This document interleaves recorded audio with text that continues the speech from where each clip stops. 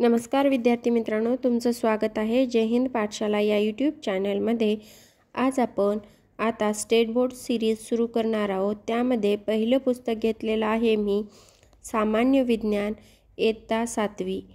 यामध्ये chapter wise आपल्याला काय काय इम्पॉर्टन्स पॉइंट आहेत ते मी सांगणार आहे पेज टू पेज। चला तर मग सुरुवात करूया आजच्या व्हिडिओला। तत्पूर्वी जर तुम्ही आमच्या चॅनलवर नवीन असाल तर चॅनलला सबस्क्राइब करा, जास्तीत जास्त गरजू मित्रांपर्यंत शेअर करा आणि हो व्हिडिओ आवडल्यास लाईक करायला विसरू नका। तुमचे कमेंट्स सुद्धा मला पाठवत जा, म्हणजे मी त्यानुसार व्हिडिओ बनवत जाईल। इयत्ता 7वीचा पहिला धडा आहे जीवन सृष्टी अनुकूल व वर्गीकरण। आता आपण हे पाहिलं तर खूप छोट्या स्तरापासून अभ्यास करत आहोत। तर वनस्पती आणि प्राणी या दोघांमध्ये जीवनसृष्टीची अनुकूलता व वर्गीकरण पाहायला भेटत असतं। काही प्राणी एकपेशीय असतात तर काही प्राणी बहुपेशीय असतात, अपृष्ठवंशीय तर काही पृष्ठवंशीय, तसेच जलचर, भूचर, उभयचर, नभचर, सरपटणारे असे कितीतरी प्रकारचे प्राणी आपल्याला जगभरात पाहायला भेटतात। हेच या पहिल्या पेजमधून आपल्याला सांगण्याचा प्रयत्न केला आहे। त्याचबरोबर अनुकूलतेची एक व्याख्या आहे, जिच्यामध्ये त्यांनी आपल्याला सांगितले की प्रत्येक सजीव ज्या परिसरात व वातावरणात राहतो त्याच्याशी जुळून घेण्यासाठी त्याच्या शरीरातील किंवा अवयवात होणारे बदल हे जगण्याच्या पद्धतीमध्ये कालानुरूप घडून आलेले बदल, त्याला आपण अनुकूलता म्हणू शकतो। हे पहिल्या पेजमध्ये आपल्याला सांगितलेलं आहे। दुसऱ्या पेजमध्ये जलीय वनस्पतीमध्ये बऱ्याचशा जलीय वनस्पतींच्या पाने, खोडे यावर मेळचट किंवा मेनचट पदार्थ पातळ थर असतो। का असतो तर ते पाने जळू नये, सडू नये म्हणून।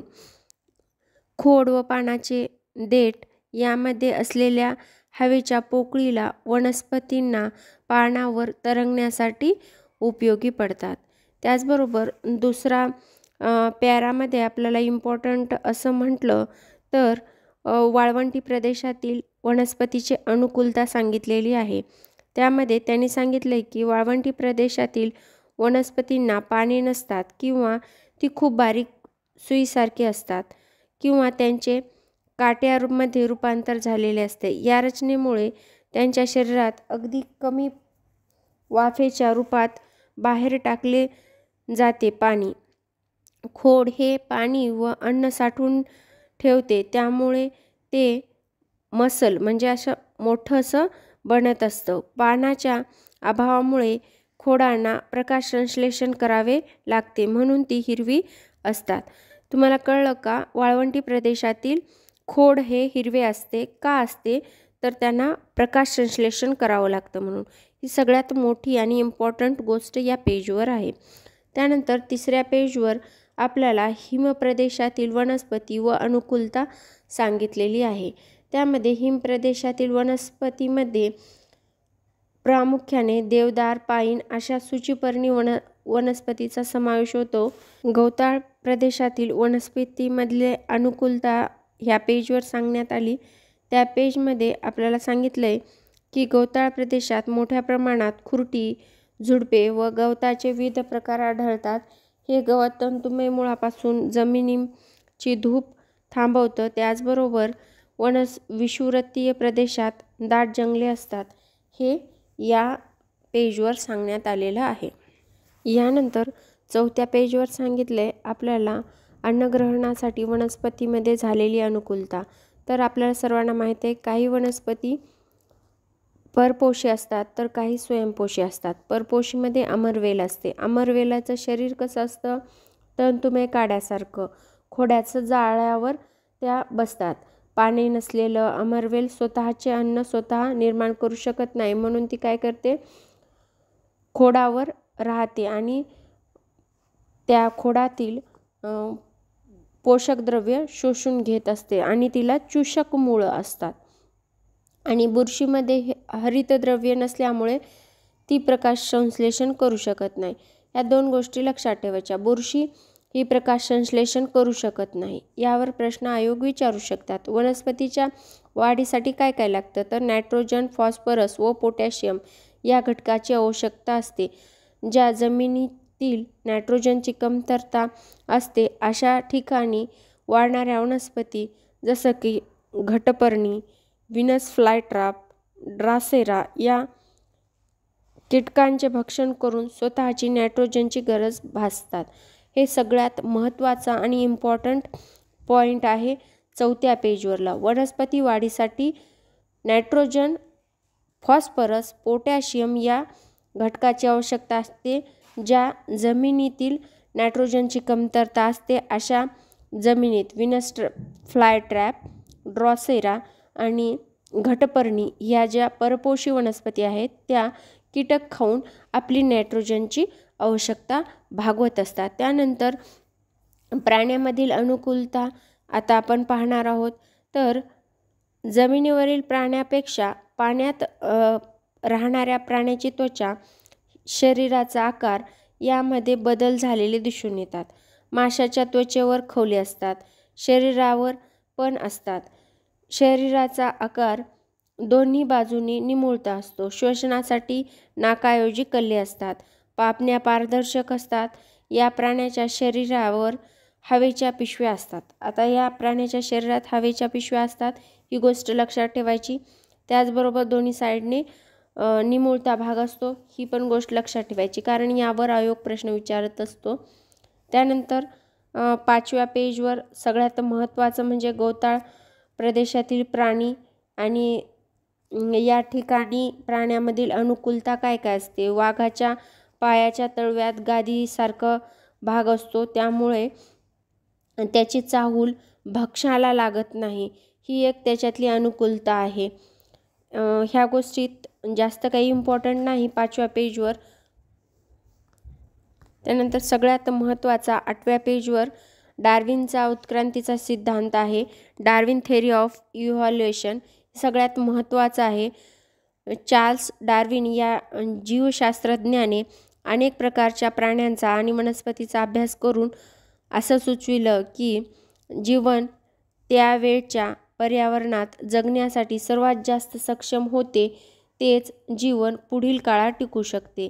शक्यता सर्वात जास्त असते. यालाच सक्षम तोच टिकेल सिद्धांत असं सुद्धा म्हणतात, किंवा हा डार्विनचा पहिला सिद्धांत आहे असं सुद्धा म्हणतात.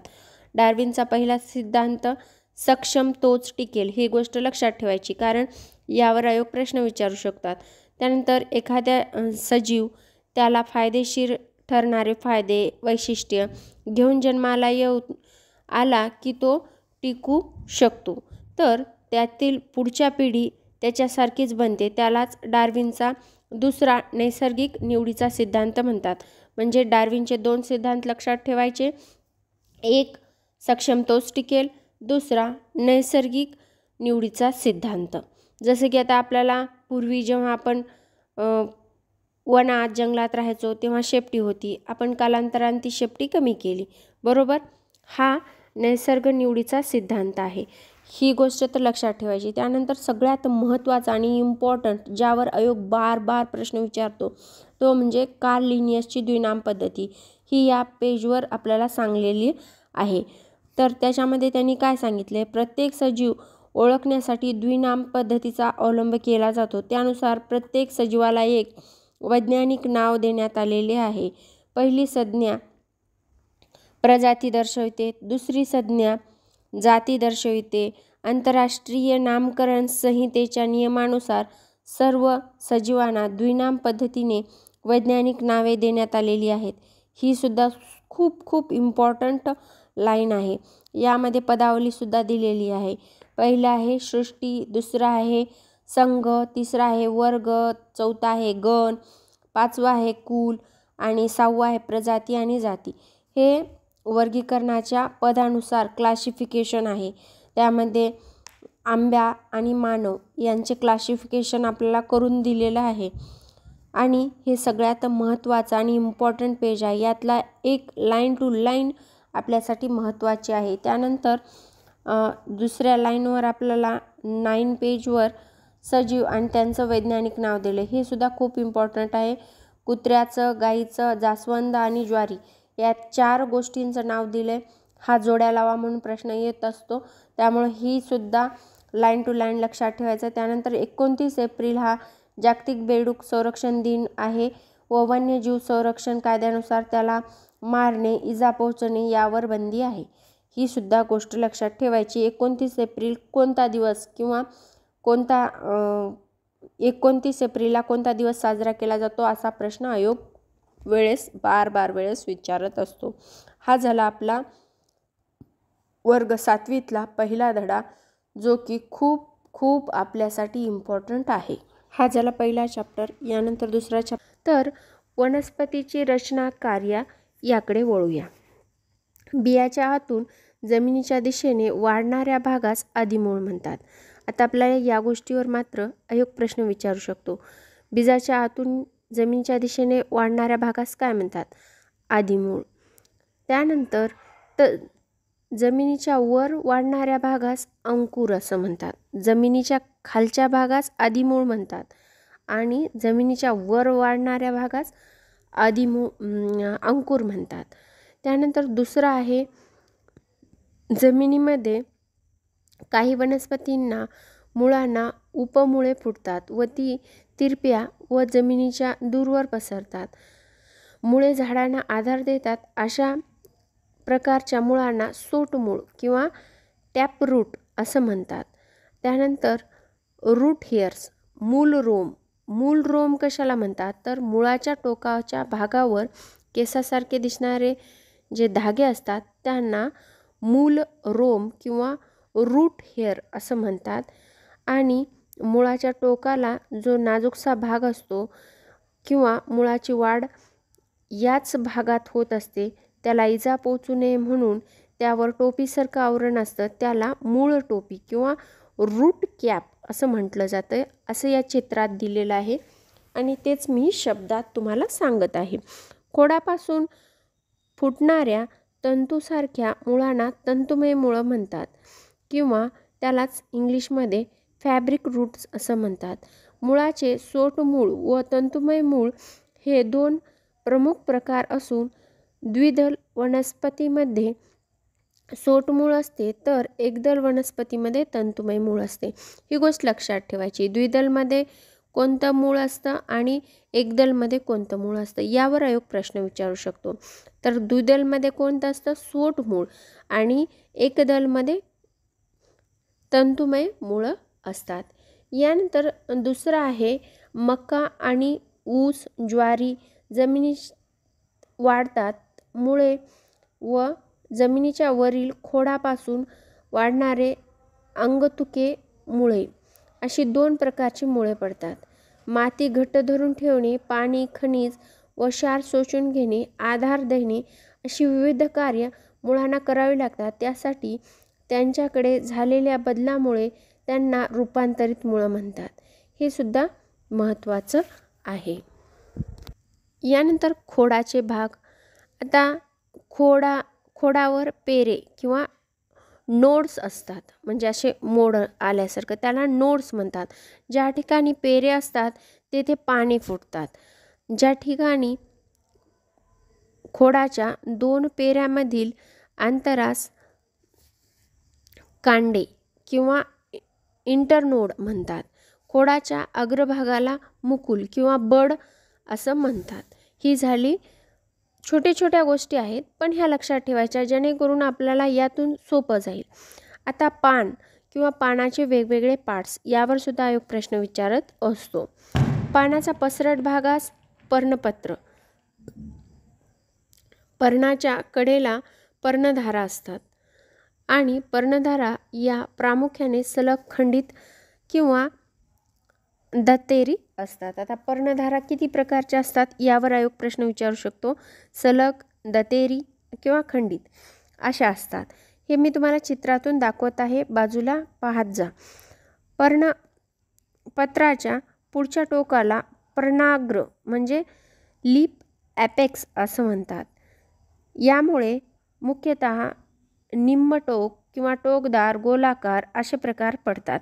काही वनस्पतीच्या पानांना टोक किंवा पेटल्स असतात तर काही वनस्पतीच्या पानांना टोक नसतात. पर्णपत्राच्या खोडाशी जोडलेला भाग म्हणजे पर्णतल किंवा लीप बेस असं म्हणतात. आता काही वनस्पतींच्या पानांमध्ये एकच पर्णपत्र असून एकच मध्यशीर असते. अशा पानांना साधे पान म्हणतात. तर काही पानांमध्ये मुख्य शिरोभोवती पर्णपत्र असे लहान लहान पर्णिकामध्ये विभागलेले असतात. पानाचा संयुक्त पान असं म्हणतात. आता या पानांना संयुक्त पान असं म्हणतात. ही झाली पानाबद्दलची सर्व माहिती. आता पिंपळाच्या पर्णपत्राच्या मधोमध एक शीर असते. यामुळे मुख्य पर्णपत्र 2 भागात विभागले जाते. पिंपळाचे पर्णपत्र हे जाळीदार शिराविन्य म्हणजे यालाच इंग्लिशमध्ये रेटिक्युलर व्हेंटर्नीज असणारे, तर मणक्याचे पर्णपत्र समांतर शिरसंजन्य म्हणजे पॅरलल व्हेंट्रीज असणारे असतात. आता बी पाहूया. ज्यामध्ये 2 समान भाग होतात त्याला द्विदल म्हणतात किंवा डायकॉटिलेडल्स म्हणतात. जर ज्यामध्ये 2 समान भाग होत नसेल त्याला एकदल म्हणतात, मोनोकॉटिलेडस म्हणतात. ह्या गोष्टी सुद्धा मोनोकॉटिलेडस आणि डायकॉटिलेडस लक्षात ठेवायचा. आता या चॅप्टरमधला सगळ्यात महत्त्वाचा असा म्हणजे जास्वंदाचे पूर्ण उमललेले फूल आणि त्याचं केलेलं निरीक्षण. आता पूर्ण याची माहिती कण ना कण आपल्यासाठी खूपच महत्त्वाची आहे. तर फुलाचा लांब किंवा आखूड देठ त्याला पेटल असं म्हणतात. देठाचे 2 टोक खोडाला जोडलेले असते. फूल ज्या ठिकाणी देठाला येते तो भाग सामान्यतः पसरट व फुगीर असतो. त्याला पुष्पधारा रेप्लिकेट्स असे म्हणतात. फुलाच्या पाकळ्या आणि इतर भाग या पुष्पधारांना असतात. निदलपुंज म्हणजेच कॅलेक्स कळी अवस्थेत पाकळ्या हिरव्या रंगाच्या पानासारख्या भागाने झाकल्या असतात. त्या आवरणाला निदलपुंज असं म्हणतात. पाकळ्या हिरव्या रंगाच्या भागाने झाकलेल्या असतात त्याला निदलपुंज म्हणजे कॅलेक्स म्हणतात. कॅलेक्स कशाला म्हणतात हे विचारलं जातं. त्यानंतर दलपुंज म्हणजेच कॅरोला.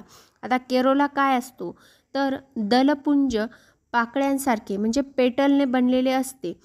वेगवेगळ्या फुलाचे दलपुंज जसे की गुलाब, मोगरा, शेवंती, जास्वंद, कनेरी यासारख्या फुलांचे दलपुंजाचे आकार, गंध व रंग यांचे आपण निरीक्षण करून यावर बोलता येतं. आता पुंग म्हणजेच अँड्रोशियम फुलाचा हा पुल्लिंगी भाग आहे. तो पुंकेसराचा बनलेला असतो. त्याला परागकोश किंवा व्रत असं म्हणतात. आता अँड्रोशियम काय असतं ह्यावर आयोगाने प्रश्न विचारून झाला. त्यानंतर गायनोसियम फुलाचा हा स्त्रीदली भाग असतो. तो स्त्रीकेशाचा म्हणजे कॅपला ने बनलेला असतो. त्याला कुक्षी किंवा कुक्षवृत्ती किंवा अंडाशय म्हणतात. आणि परागकोश पक्व झाल्यानंतर फुटतो आणि त्यातील परागकण हे कुक्षीवर जाऊन बसतात. या क्रियाला परागीभवन म्हणजेच पॉलिनेशन असं म्हणतात.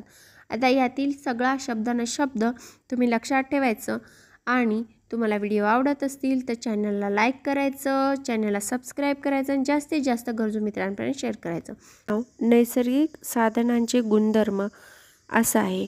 हा धडा फिजिक्स तसेच जिओग्राफी या दृष्टीने खूप महत्त्वपूर्ण आहेत. जिओग्राफीच्या काही संज्ञा ह्या फिजिक्समध्ये असतात आणि फिजिक्सच्या काही संज्ञा या जिओग्राफीमध्ये असतात. त्यामुळं या दोन्ही विषयाच्या मध्यांतर या धड्यामध्ये भरपूर अशी माहिती आहे. तर हवा हे वायूचे मिश्रण असल्याने इतर पदार्थाप्रमाणेच हवेला सुद्धा वस्तुमान आणि वजन आहे. ही खूप महत्त्वाची गोष्ट या धड्याच्या पहिल्याच पेजवर आपल्याला समजते. त्याचबरोबर हवेतील वायूचे रेणू सतत हालचाल करत असतात. हे रेणू जेव्हा एखाद्या वस्तूवर आदळतात तेव्हा त्या वस्तूवर ते दाब निर्माण करतात. हवेच्या या दाबालाच आपण वातावरणाचा दाब असे म्हणतो. आता तुम्हाला लक्षात आलं असेल वातावरणाचा दाब काय असतो आणि हवेला वस्तुमान आणि वजन असतं। यावर आयोग प्रश्न विचारू शकतो। हवेला वस्तुमान आणि वजन असतं का, किंवा एका लाईनमध्ये हवेला वजन व वस्तुमान असतं, ही लाईन चूक की बरोबर असं पण विचारू शकतं। वातावरणाचा दाब सर्व दिशांनी समान असतो। त्यानंतर दुसऱ्या पेजवर आपल्याला म्हणजेच 17व्या पेजवर आता या धड्यामध्ये माहीत आहे का तुम्हाला, या सत्रामध्ये सर्वसामान्य स्थितीमध्ये समुद्र सपाटीपासून वातावरणाचा दाब हा सुमारे 1,01,400 न्यूटन प्रति चौरस मीटर इतका असतो। वायुदाबा मापाचे तो मोजता येतो। वातावरणाचा दाब समुद्रसपाटीपासून उंच जाताना कमी होत जातो। यावर आयोग प्रश्न विचारतो। वातावरणाचा दाब समुद्रसपाटीपासून जसजसे उंचीवर जावे तसतसा कमी होतो का जास्त होतो।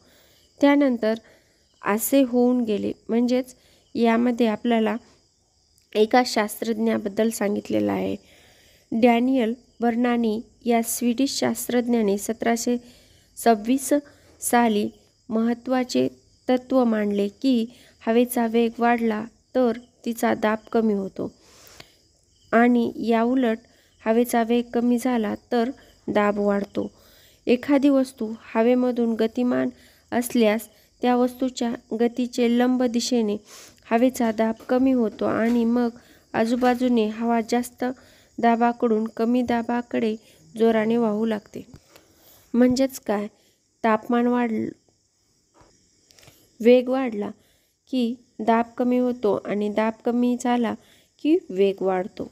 ही गोष्ट आपल्याला डॅनियल बर्नानी यांनी स्वीडिश शास्त्रज्ञांनी 1726 मध्ये सांगून गेलेले आहेत।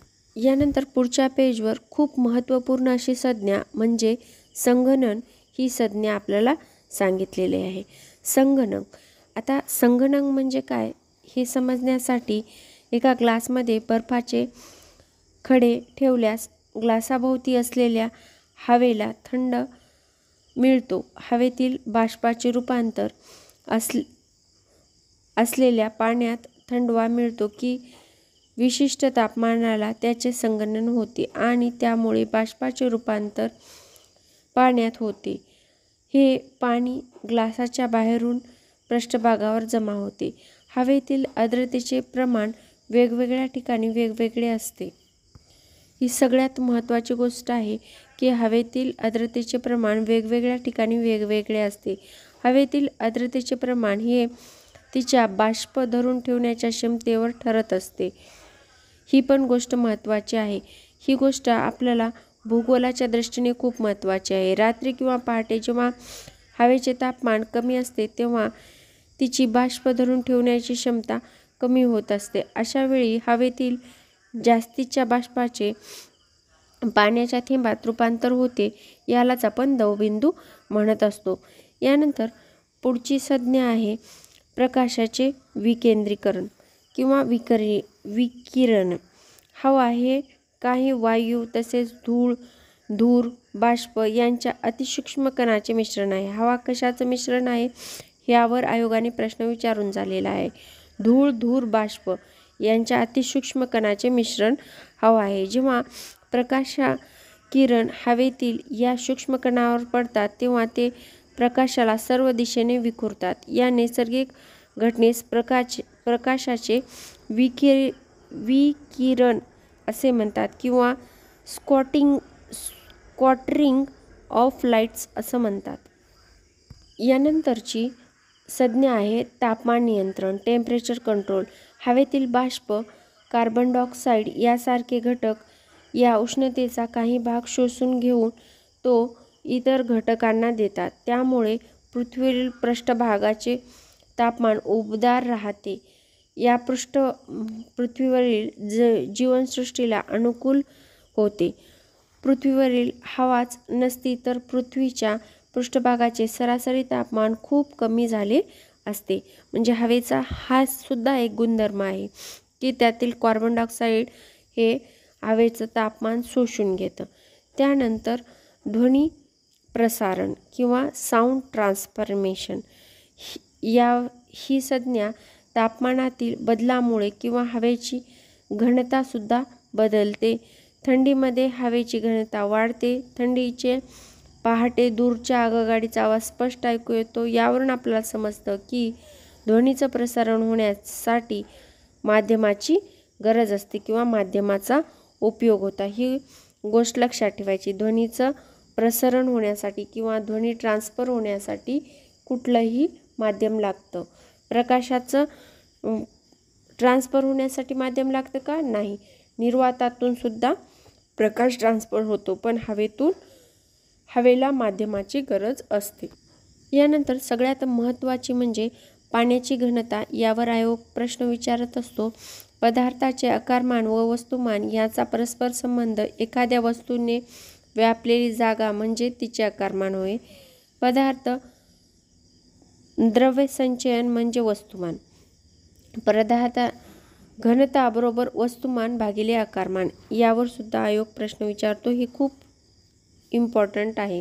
वस्तुमान हे ग्राममध्ये तर आकारमान घनसेमीमध्ये मोजतात. घनता बरोबर ग्राम बरोबर घनसेमी, म्हणून घनतेचे एकक ग्राम किंवा प्रति घनसेमी असते. आता पाण्याचे असंगत वर्तन यावर आयोगाने प्रश्न विचारून झालेला आहे. काय होतं की साधारणपणे पदार्थाचे तापमान कमी केल्यास त्याची घनता वाढते आणि आकारमान कमी होते, परंतु पाणी याला अपवाद आहे. तापमान कमी केल्यास घनता वाढत असते नॉर्मली पदार्थाचं आणि आकारमान कमी होतं. परंतु काय होतं पाण्याच्या बाबतीत, तर पाण्याची घनतेचं वैशिष्ट्य असं आहे की नेहमीच्या तापमानाचे पाणी थंड होऊ लागल्यावर सर्वसाधारण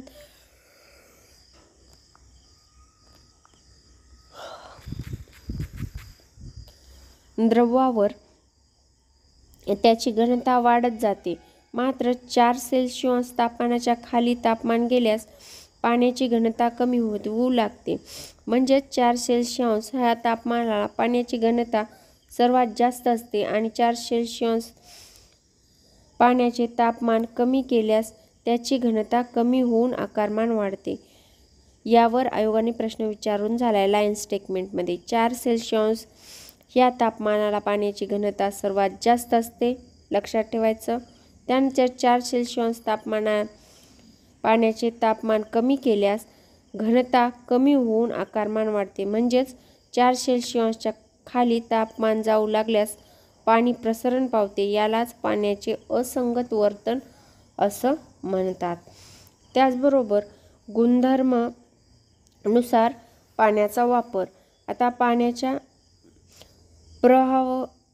प्रवाहतेमुळे त्याला जलवाहतुकीसाठी सुद्धा उपयोग केला जातो. उंचावरून खाली पडणाऱ्या पाण्याचा उपयोग आपण जननियंत्रणात करून वीज निर्मिती करतो. पाणी हे उत्तम शीतक म्हणून गाड्यांच्या रेडिएटरमध्ये, इंजिनमध्ये तापमान नियंत्रित करण्यासाठी वापरलं जातं. जसं की आपण उन्हाळ्यात पाहतो ट्रॅक्टर ड्रायव्हर असतो आणि तो एक कॅन भरूनच ठेवतो पाण्याचा. जसंही त्याने 1 एकरभर नांगरटी झाली की पाण्याचा कॅन त्या ट्रॅक्टरमध्ये ओततो. मग ते इंजिन काय होतं, स्टेबल होतं. त्यानंतर तिसरा पॉईंट पाण्याच्या बाबत झाला तर पाण्यात अनेक प्रकारचे पदार्थ विरघळतात. जसं की म्हणजे त्याला असं म्हणता येईल की आपल्याला पाणी हे वैश्विक द्रावण आहे. द्रावक म्हणून पाण्याचा उपयोग कारखान्यामध्ये, प्रयोगशाळेमध्ये, अन्नपदार्थामध्ये, शरीराच्या अंतर्गत होण्याच्या चयापचय आणि उत्सर्जन इत्यादी अनेक प्रक्रियामध्ये, जैविक प्रक्रियामध्ये पाण्याचा उपयोग होत असतो. आणि आपल्याला माहीतच आहे घरामध्ये आंघोळ करणं, धुणं, भांडी घासणं, ब्रश करणं या गोष्टीसाठी सुद्धा पाण्याचा उपयोग होत असतो. पण सर्वात महत्त्वाचं पाण्याचं असंगत वर्तन किंवा असंगत आचरण ही गोष्ट लक्षात ठेवायची. 4 सेल्सिअस तापमानाला पाण्याची घनता उच्च असते. तापमान कमी केल्यास ते विरघळतं आणि त्याची घनता कमी होऊन आकारमान वाढतं. त्यानंतर या धड्यामध्ये मृदेचे काही गुणधर्म दिलेले आहेत. रंग हा मृदेचा एक महत्त्वपूर्ण गुणधर्म आहे. ही गोष्ट लक्षात ठेवायची।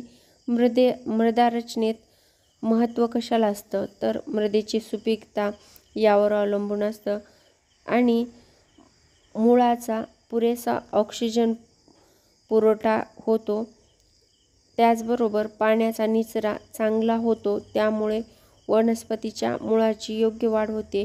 हे मृदेचं रचनेतील किंवा जमिनीतील सुपीकतेवर अवलंबून असलेलं महत्त्वाचं गुणधर्म आहे। आता मृदेचा पोत किंवा मृदेची वेगवेगळे मृदा। आता रेताड मृदा पाहिलं तर या मृदेमध्ये वाळूचे कण सिलिकॉन डायऑक्साईड या खनिजांनी बनलेले असतात। ते पाण्यात न विरघळत असल्यामुळे या मृदेची अन्नद्रव्ये पुरवण्याची क्षमता खूपच कमी असते रेताड मृदेची। त्यानंतर पोयटा मृदा यावर आयोगाने प्रश्न विचारून झालाय। या मृदेमध्ये जैव घटक मोठ्या प्रमाणात असतात।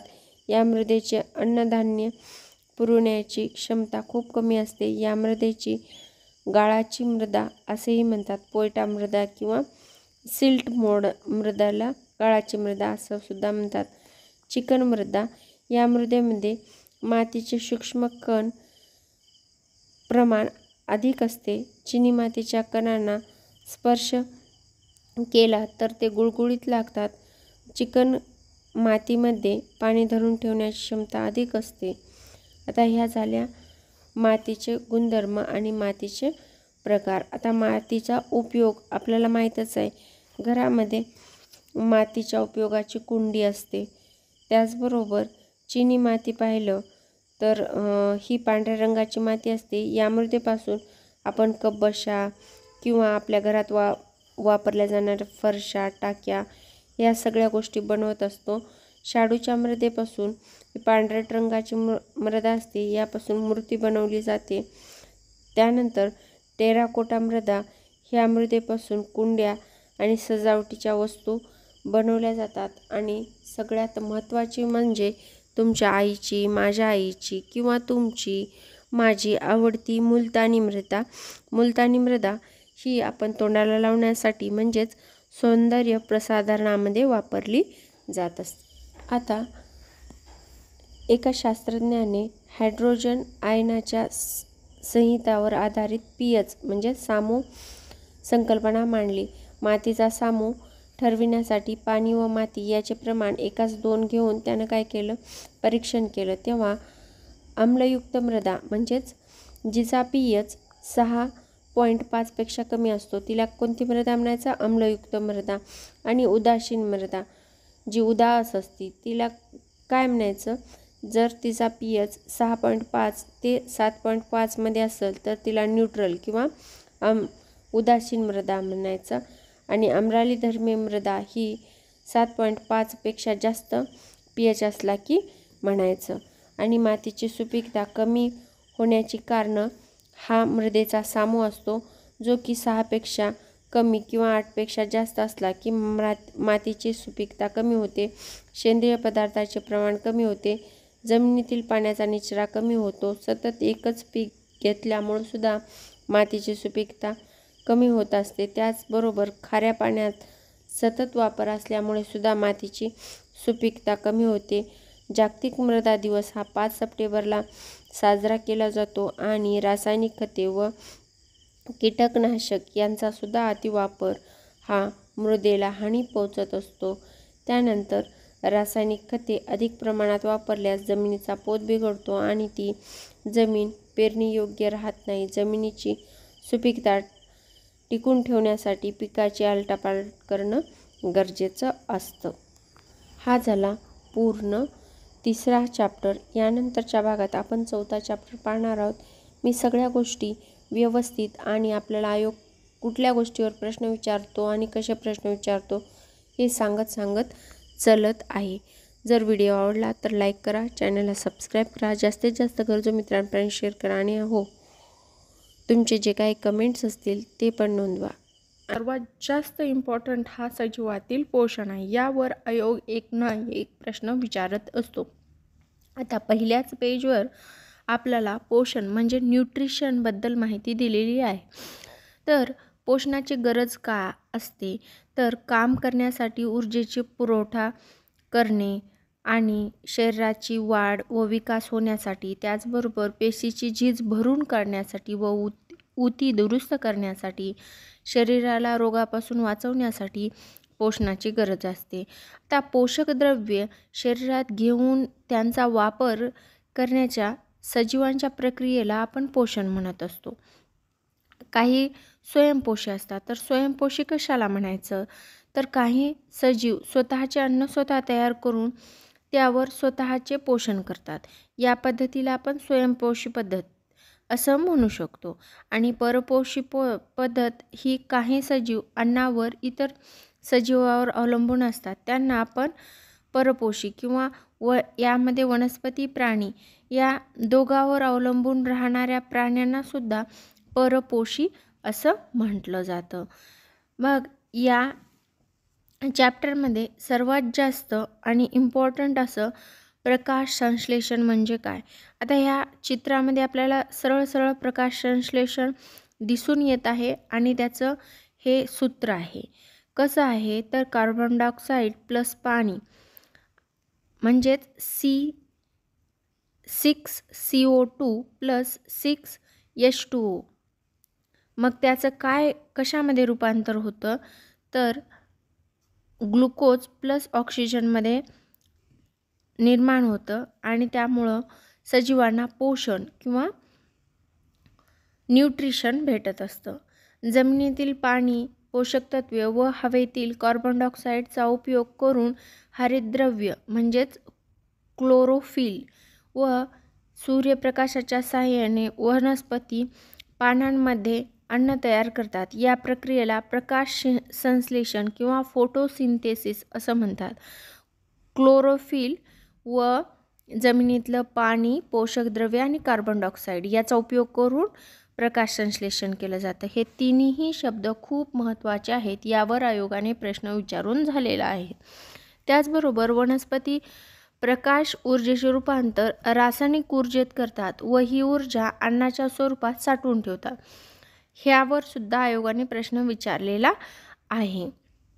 पानामध्ये असणाऱ्या सूक्ष्म छिद्रावाटे हवेतील CO2 वृक्ष किंवा झाडे घेत असतात आणि पानातील छिद्राद्वारे किंवा पर्णरंध्र, त्याला छिद्राला काय म्हणतात, पर्णरंध्र, आणि इंग्लिशमध्ये त्याला स्टोमॅटो असं म्हटलं जातं. त्याचबरोबर जलवाहिन्या म्हणजे झायलम आणि रसवाहिन्या म्हणजे फ्लोएम अशा दोन वहन करण्याच्या व्यवस्थासुद्धा आपल्या झाडांमध्ये असतात. त्याचबरोबर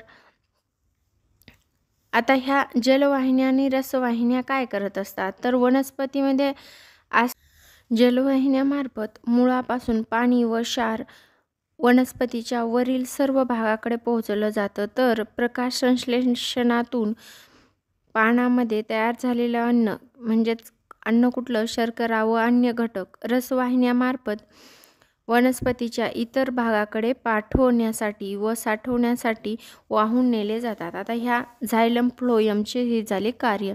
अशा प्रकारे वहन संस्था वनस्पतीमध्ये असली तरी वनस्पतीमध्ये स्वतंत्र पचन संस्था व उत्सर्जन संस्था नसते. ही गोष्ट छोटीशी आहे पण लक्षात ठेवायची. आता यानंतर नायट्रोजन स्थिरीकरण हा एक टॉपिक आपल्याला यामध्ये सांगितला आहे. पावसाळ्यात आकाशामध्ये जेव्हा वीज चमकते तेव्हा हवेतील नायट्रोजन आणि ऑक्सिजन यांचं संयोग होऊन नायट्रिक ॲसिड तयार होतं व त्याचे पुन्हा ऑक्सिडीकरण होऊन नायट्रोजन डायऑक्साईड बनतं. पावसाळ्याच्या पाण्यात हे नायट्रोजन ऑक्साईड विरघळतं व त्याचे नायट्रिक अम्लात रूपांतर होते.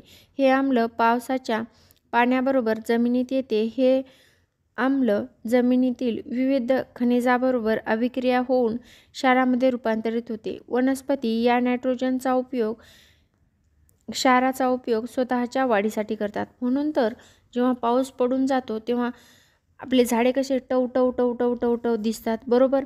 आपण कितीही पाणी घातलं तर तेव्हा ते तेवढे टव टव दिसत नाहीत, पण आकाशातलं जेव्हा पाऊस पडतं तेव्हा ते टवटव दिसतात. तर मग वेगवेगळ्या पद्धतीसुद्धा आहेत नायट्रोजन स्थिरीकरणाच्या.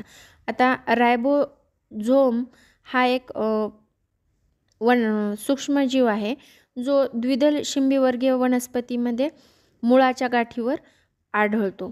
जसं की आता आपल्या घरात येणारी मेथीची भाजी, मेथीच्या भाजीला मुळाच्या गाठीवर छोटे छोटे बारीक बारीक फोडं आल्यासारख्या गाठी येतात, त्याला रायबोझोम किंवा तो एक सूक्ष्मजीव आहे जो नायट्रोजन स्थिरीकरण करण्यासाठी मदत करतो. त्याचबरोबर मातीतील ॲझोटोबॅक्टर हे सुद्धा सूक्ष्मजीव हवेतील नायट्रोजनचं रूपांतर जमिनीत करतात आणि त्याचा उपयोग वनस्पतींना होत असतो.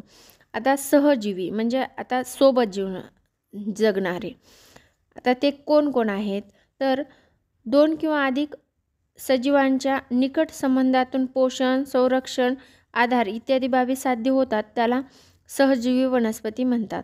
आता काही झाडांच्या मुळाजवळ बुरशी वाढते.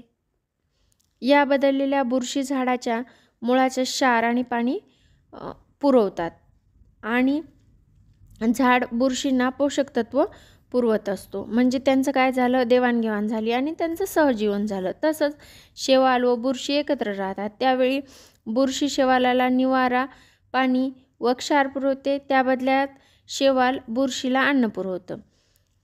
कारण बुरशीला अन्न तयार करता येत नसतं, शेवालला करता येत असतं. बुरशी परपोषी आहे, शेवाल स्वयंपोषी आहे. या प्रकारात तयार होणाऱ्या सजीव वनस्पती म्हणजे दगडफूल. आता परपोषी वनस्पती, आता परपोषी वनस्पती कुठल्या कुठल्या आहेत तर बांडगुळ, अमरवेल ह्या परपोषी वनस्पती आहेत, हे आपल्याला माहीत आहेत. काही वनस्पती तर कीटकभक्षी आहेत, जसं की ड्रॉसेरा बर्माणी, त्यानंतर आपण मागच्या धड्यामध्ये पाहिलेलं विनस फ्लाय ट्रॅप, ह्या सगळ्या वनस्पती कीटकभक्षण करतात. तर 1737 मध्ये श्रीलंकेत जोशम बर्मन या शास्त्रज्ञाने या वनस्पतीचा शोध लावला. कुठल्या तर ड्रॉसेरा बर्माणी, म्हणून त्याच्या स्मरणार्थ या वनस्पतीला बर्माणी हे नाव देण्यात आलं. आता काही मृतोपजीवी सुद्धा वनस्पती असतात. त्या कुठं वाढतात तर मृत अवशेषावर पचनक्रिया सोडतात आणि त्यातील कार्बन डायऑक्साईडचं विघटन करून त्यापासून तयार होणारं द्रवण शोषून घेऊन त्या जीवन जगतात, म्हणून त्यांना काय म्हणायचं, मृतोपजीवी वनस्पती. या धड्यातला शब्द न शब्द, कण ना कण आपल्यासाठी खूप महत्त्वपूर्ण आहे, कारण यावर आयोग वारंवार प्रश्न विचारत असतो. 12वीपर्यंतचा विद्यार्थी हा आर्ट्स, कॉमर्स यासुद्धा फॅकल्टीमधून MPSCकडे किंवा UPSCकडे वळतात. म्हणून सायन्सचे जे असतात ते खूप टफ असतात, पण जे असतात ते नॉर्मल याच पुस्तकातून प्रश्न आयोग विचारत असतं. तर काही बुरशीमुळे अन्न दूषित होतं, तसेच त्यामुळे विविध प्रकारचे रोग आणि आजारसुद्धा होत असतात. काही बुरशीमध्ये औषधी गुणधर्मसुद्धा असतात, जसं की यीस्ट ही काही भूक्षत्रीय उपयोगी असतात. यीस्ट हे किण्व, ब्रेड तयार करणं आणि आंबवण्याच्या प्रक्रियेत वापरलं जातं. भूक्षत्रामध्ये जीवनसत्व व लोह भरपूर असतं. आता भूछत्र म्हणल्यानंतर तुम्हाला लक्षात येणार नाही, मशरूम म्हणल्यानंतर लक्षात येईल, किंवा आपण खेड्यागावातील मुले असतात तर त्याला टेकोळ्या किंवा छत्र्या ह्या नावाने ओळखलं जातं, त्याला भूछत्र म्हणतात पुस्तकी भाषेत. आपल्या भाषेत छत्री, मशरूम, टेकोळ्या हे सगळे नावं असतात. वनस्पतीमधील पोषक द्रव्याचे कार्य व अभावामुळे होणारे रोग यावर मात्र आयोग 100% एक ना एक प्रश्न दरवर्षी परीक्षेत विचारत असतो. जसं की नायट्रोजनच्या कार्य काय आहे तर प्रथिने, हरितद्रव्य व पोषक द्रव्ये यांच्यातील महत्त्वाचा घटक आहे. मग त्याने काय होते हे जर नसेल तर वाढ खुंटते, पाने पिवळी होतात आणि फॉस्फरसवर सुद्धा काय करतं, फॉस्फरसचं कार्य पहिले पाहू. प्रकाश ऊर्जेचं रूपांतर रासायनिक ऊर्जेत केलं जातं. त्यानंतर याच्या अभावामुळे पाने गळतात, उशिरा फुले येतात, मुळाची वाढ खुंटते. त्यानंतर पोटॅशियम हा चयापचय क्रियेसाठी आवश्यक असतो. त्याने खोड बारीक होते, पाने कोमेजतात, पिष्टमय पदार्थ तयार होतात. त्यानंतर मॅग्नेशियम हरितद्रव्य निर्माण करणे, संथ वाढ होणे, पाने पिवळे पडतात मॅग्नेशियम जर नसेल तर. त्यानंतर लोह हरितद्रव्य निर्माण करणं, पाने पिवळी पडतात, याने सुद्धा. मॅग्नीज प्रमुख संप्रेरक म्हणून घटक निर्माण करतो आणि वाढ खुंटते, हे जर नसेल तर पानावर डाग पडतात. आणि झिंक संप्रेरक व त्यातील घटक निर्माण करणे व वाढ खुंटते, यामुळे सुद्धा आणि पाने पिवळी पडतात. आता पोषणाचे टप्पे सुद्धा आहेत, जसं की अन्न ग्रहण केलं ते अन्नाचे शरीरात जातं, मग त्यानंतर पचन होतं. पचन कसं होतं तर अन्नाचे रूपांतर विद्रव्य घटकामध्ये होणे, यास अन्नपचन असं म्हणतात. शोषण पचनातून तयार होणारे किंवा झालेले विद्रव्य रक्तात शोषले जाते. समित्वीकरण शोषलेल्या द्रावणातून अन्नाचे शरीरातील पोषण व ऊतीमध्ये वहन व ऊर्जा निर्मिती केली जाते. आणि उत्सर्जन पचन शेवटी न झालेले उर्वरित घटक शरीराबाहेर टाकले जातात. हा एकंदरीत सर्व इम्पॉर्टंट चॅप्टर आहे. यानंतर आपण पुढचा चॅप्टर की 16 ऑक्टोबर 2003 पासून सुरू केलेला आहे आणि 2006 नुसार भारतीय अन्न सुरक्षा आणि मानांकन प्राधिकरण या संस्थेने स्थापन करण्यात आले, म्हणजेच FDA, म्हणजेच अन्न आणि औषध प्रशासन. या गोष्टी आपण शिकून घेऊया, ज्यामधून आपल्याला आपल्या परीक्षेसाठी उपयुक्त असा डाटा भेटून जाईल. चला तर मग सुरुवात करूया आजच्या व्हिडिओला. यामध्ये माहीत आहे का तुम्हाला, यामध्ये महाराष्ट्रात लासलगाव येथे कांदे व बटाटे यांच्यावर नवी मुंबई येथे मसाल्याच्या पदार्थावर किरणीयन करण्यासाठी संयंत्रे असलेली केंद्रे उभारण्यात आलेली आहेत. त्याचबरोबर दुसऱ्या तक्त्यामध्ये आपल्याला हे नेहमी लक्षात ठेवा, यामध्ये फळांना स्वादिष्ट व चविष्ट व आकर्षक बनविण्यासाठी त्यावर रासायनिक पदार्थाने इंजेक्शन दिले जाते. दुसरं आहे दूध विक्रेते दुधाची स्निग्धता वाढविण्यासाठी म्हणून दुधात युरिया मिसळतात. त्यानंतर तिसरं आहे आपले नुकसान कमी होण्यासाठी विक्रेते कित्येक वेळा हवाबंद डबे आणि पॅकेटे यांच्यावरती एक्सपायरी डेट बदलतात. आकर्षक व पिवळी धमक पिकल्यासारखी दिसणारी केळी तसेच अन्य फळे पिकवण्यासाठी कॅल्शियम कार्बाईड व इतर रासायनिक वापर करतात. शीतपेयांचे अनेकदा कार्बोनेट सोडा, फॉरिक ॲसिड इत्यादींचा घातक पदार्थ वापरले जातात. त्यानंतर माहीत आहे का तुम्हाला, या सत्रामध्ये त्यांनी 1954 मध्ये लोकसभा अन्न भेसळ प्रतिबंध कायदा संमत केला. यामध्ये वेळोवेळी सुधारणा करून 1976 मध्ये कायद्यातील तरतुदीनुसार उपाययोजना पदार्थाची भेसळ करणाऱ्याला जन्मठेपेची तरतूद करण्यात आलेली आहे. अन्नाची साठवण योग्य ठिकाणी व योग्य प्रकारे व्हावी यासाठी अन्नपदार्थावरील वेस्टर्न अन्नाला व औषधाला घातक नसावे, त्यावर निर्मितीचा दिनांक, कालावधी व साठवण्यासंबंधी सूचना स्पष्टपणे दिलेल्या असाव्यात, अशा अनेक तरतुदी केलेल्या आहेत. त्यानंतर अन्न भेसळ कशी शोधावी हे सुद्धा आपल्याला या चॅप्टरमध्ये शिकवलेलं आहे. कदाचित यावर सुद्धा आयोग प्रश्न विचारू शकतो भविष्यात, म्हणून आपण एक क्विक रिव्हिजन करून घेऊया. दुधामध्ये भेसळ पाण्याची असते, ते आपण न सांगता सुद्धा खेड्यातली मुलं ओळखू शकतो. शहरातली मुलं नाही ओळखणार, पण खेड्यातली मुलं ओळखू शकतात. पण तरी पण त्यांनी एक प्रयोग दिला आहे. दुधाचा एक थेंब काचेच्या पट्टीवर ठेवून काचपट्टी थोडी तिरकस करावी, जेणेकरून दुधाचा थेंब खाली ओघळेल आणि काचावरील ओघळलेली पांढरी खून व दुधातील पाणी मिसळलेलं असतं ते लक्षात येऊन जातं. आता मिरची पावडर, विटाची भोकटी असं पण प्रकार असतो. कारण आपण खेड्यामध्ये राहतो त्यामुळे आपल्याला या गोष्टी माहीत नसतात, पण शहरातल्या मुलांना पॅकेटचं मिरचू असतं आणि त्यामध्ये विटांची भुकटी मिसळली जाते. त्यानंतर हळदी पावडरमध्ये मेटॅलिन येल्लो कलर मिसळला जातो, ज्याने वेगवेगळे आजार उद्भवू शकतात आणि रव्यामध्ये सुद्धा लोहकण मिसळले जातात. या चॅप्टरमध्ये एवढं सारं महत्त्वाचं होतं जे मी तुम्हाला सांगितलेलं आहे.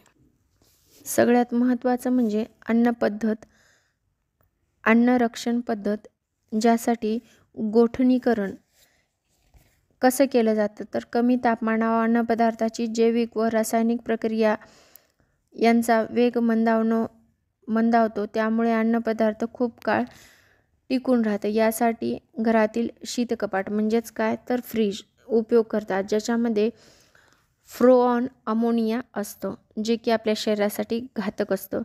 त्याच्यानंतर धुरीकरण, यामध्ये धूर देऊन अन्नपदार्थाची संरक्षण किंवा यासाठी ॲल्युमिनियम फॉक्साईड वापरतात. आणि त्यानंतर कीटकनाशकाचा वापर, पोत्यात धान्य भरल्यावर मेथनॉल फवारा पोत्यावर मारतात, त्यामुळं अन्न जास्त काळ टिकतं. आता किरणीकरण, या पद्धतीत अन्नपदार्थावर आयनीभवन करणाऱ्या किरणांचा मारा केला जातो.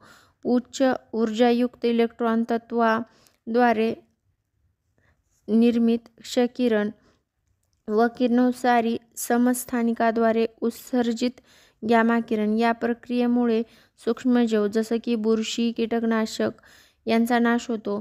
फळांच्या पिकण्याचा कालावधी वाढविला जातो, त्यामुळे हानी कमी होते. तसेच अंकुराची प्रक्रिया सुद्धा मंद होते, जसं की बटाटे, कांदे यांना अंकुर फुटतात, हे पण कमी होतात. त्यानंतर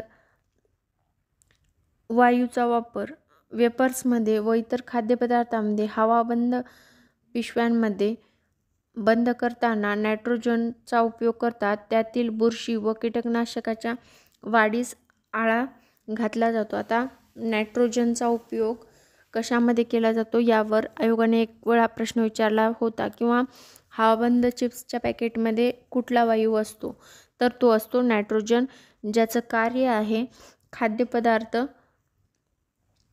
नाश म्हणजे बुरशी किंवा कीटकापासून आळा घालणं.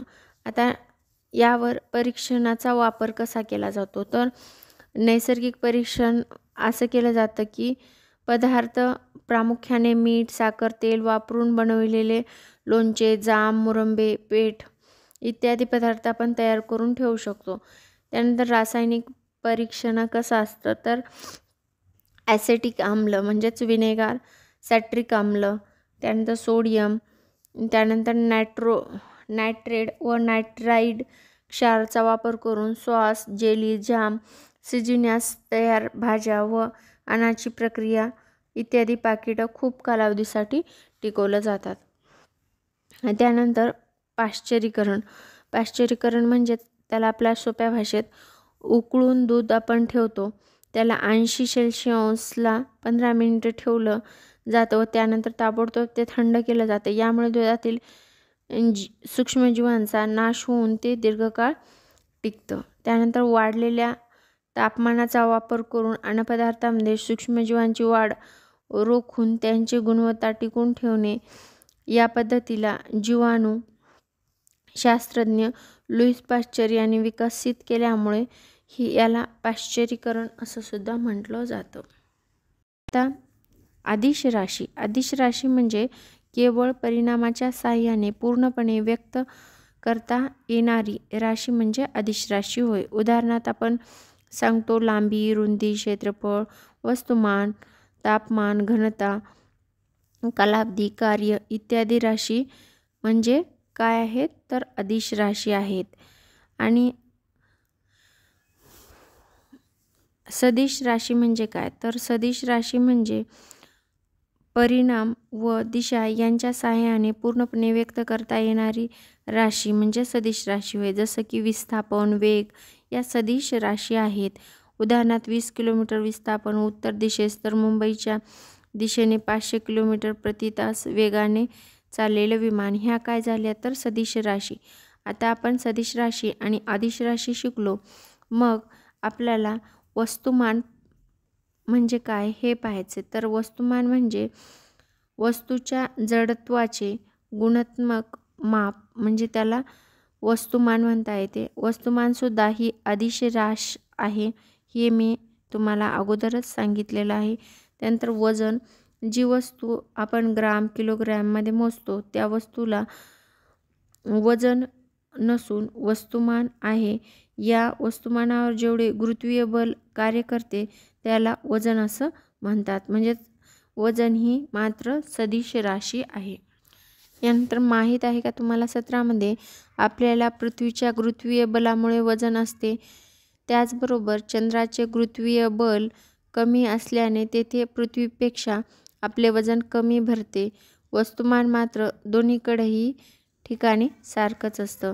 त्याचबरोबर हे नेहमी लक्षात ठेवा, यामध्ये MKS पद्धत व CGS पद्धत सांगितली आहे. MKS पद्धतीत या मापन पद्धतीत लांबी मीटरमध्ये, वस्तुमान किलोमीटरमध्ये व काळ सेकंदमध्ये मोजतात हे सांगितले. आणि CGS पद्धतीमध्ये मापन पद्धतीत लांबी सेंटीमीटरमध्ये, वस्तुमान ग्राममध्ये व काळ वेग सेकंदामध्ये. MKS व मापन पद्धतीमध्ये लांबी, वस्तुमान व काळ या राशी आधारभूत मानण्यात येतात. त्यामुळे त्याचा उपयोग करून इतर राशींचे माप काढले जाते. आता माहीत आहे का 17मध्ये धरणामध्ये किती पाणी साठवलं आहे किंवा किती पाणी धरणातून सोडलेलं आहे किंवा सध्या धरणामध्ये किती पाणी शिल्लक आहे, या पद्धतीत बातम्यात आपल्याला पावसाळ्यात बातम्यामध्ये ऐकतो त्या पहिल्या तसेच वाचल्या आपण बातम्या आहेत. त्यामुळे 1 TMC म्हणजे किती पाणी, तर 1000 मिलियन क्युबिक फीट म्हणजे 1 अब्ज घन फूट पाणी होय. आणि 1 घनफूट पाणी हे 28.317 लिटर. आता हे सगळं लक्षात ठेवायचं. 1 TMC बरोबर 28316846592 लिटर, म्हणजेच किती, तर 28.317 अब्ज लिटर इतकं पाणी असतं. आता अंतर म्हणजे काय, तर एखाद्या गतिमान वस्तूचे दिशेने विचार न करता प्रत्यक्ष पूर्ण केलेल्या मार्गाची लांबी म्हणजे अंतर होय.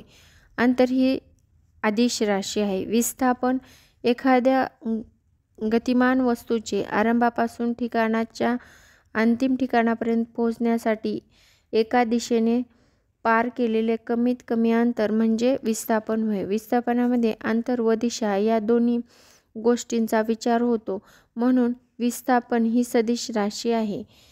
आता अंतर व विस्थापन हे दोन्ही SI व MKS पद्धतीमध्ये एकक मीटरमध्ये मोजलं जातं.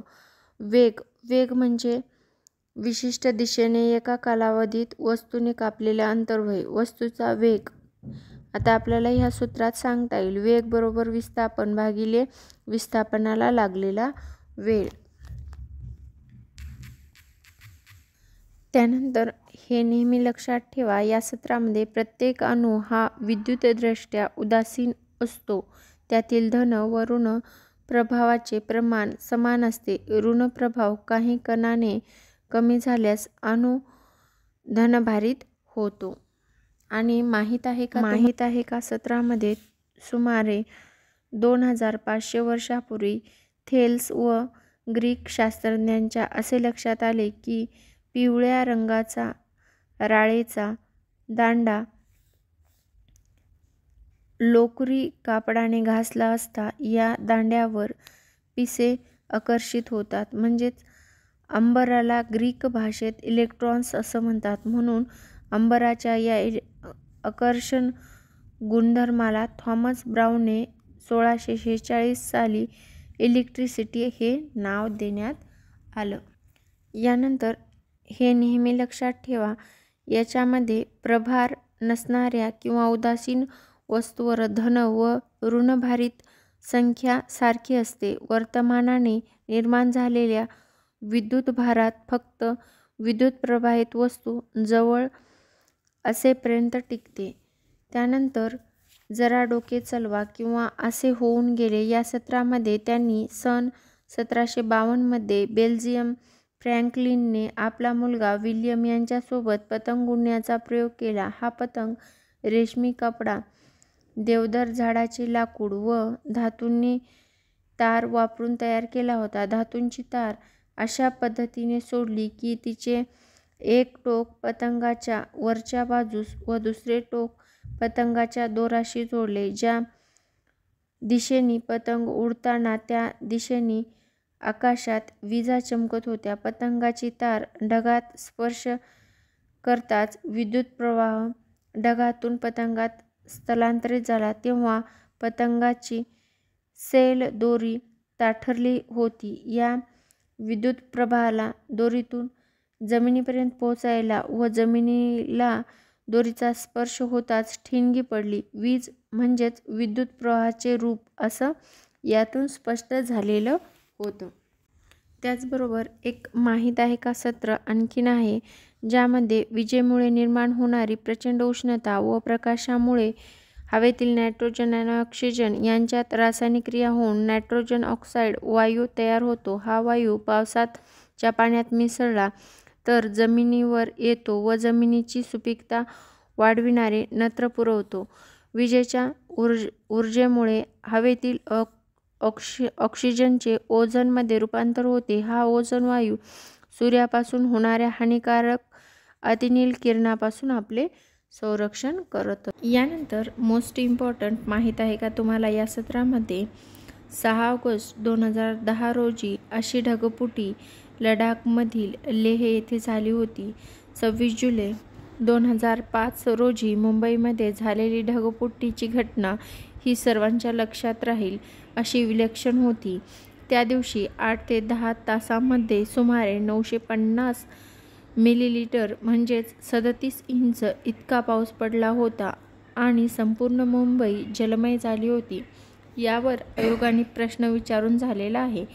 तारीख विचारली होती आणि एक वेळा तारीख देऊन कोणत्या ठिकाणी ढगफुटी झाली होती असं विचारण्यात आलं होतं. आज आता आपण याच पेजवर असे होऊन गेले या सत्रामध्ये रॉबर्ट हुक या शास्त्रज्ञाने इसवी सन 1665 बुचाच्या झाडाच्या पातळ काप घेऊन तो सूक्ष्मदर्शीखाली पाहिला. तेव्हा त्याला कापामध्ये मधमाशीच्या पोळ्यासारखे कप्प्याप्रमाणे रचना दिसून आली. या कप्प्यांना त्याने पेशी नाव दिले. सेल म्हणजे कप्पे. लॅटिन भाषेत सेलला म्हणजे लहान खोली होय. त्यामुळे त्याने शेल हे नाव पेशीला दिले. M.J.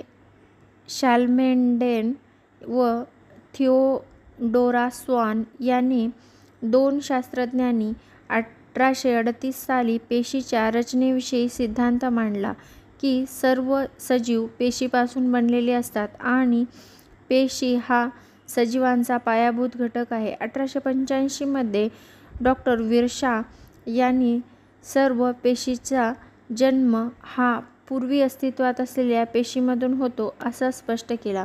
यातला शब्दानुशब्द आणि वाक्यानुवाक्य MPSC किंवा स्पर्धा परीक्षा देणाऱ्या विद्यार्थ्यांसाठी इम्पॉर्टंट आहे, कारण यावर आयोग बरेचदा प्रश्न विचारत असतो.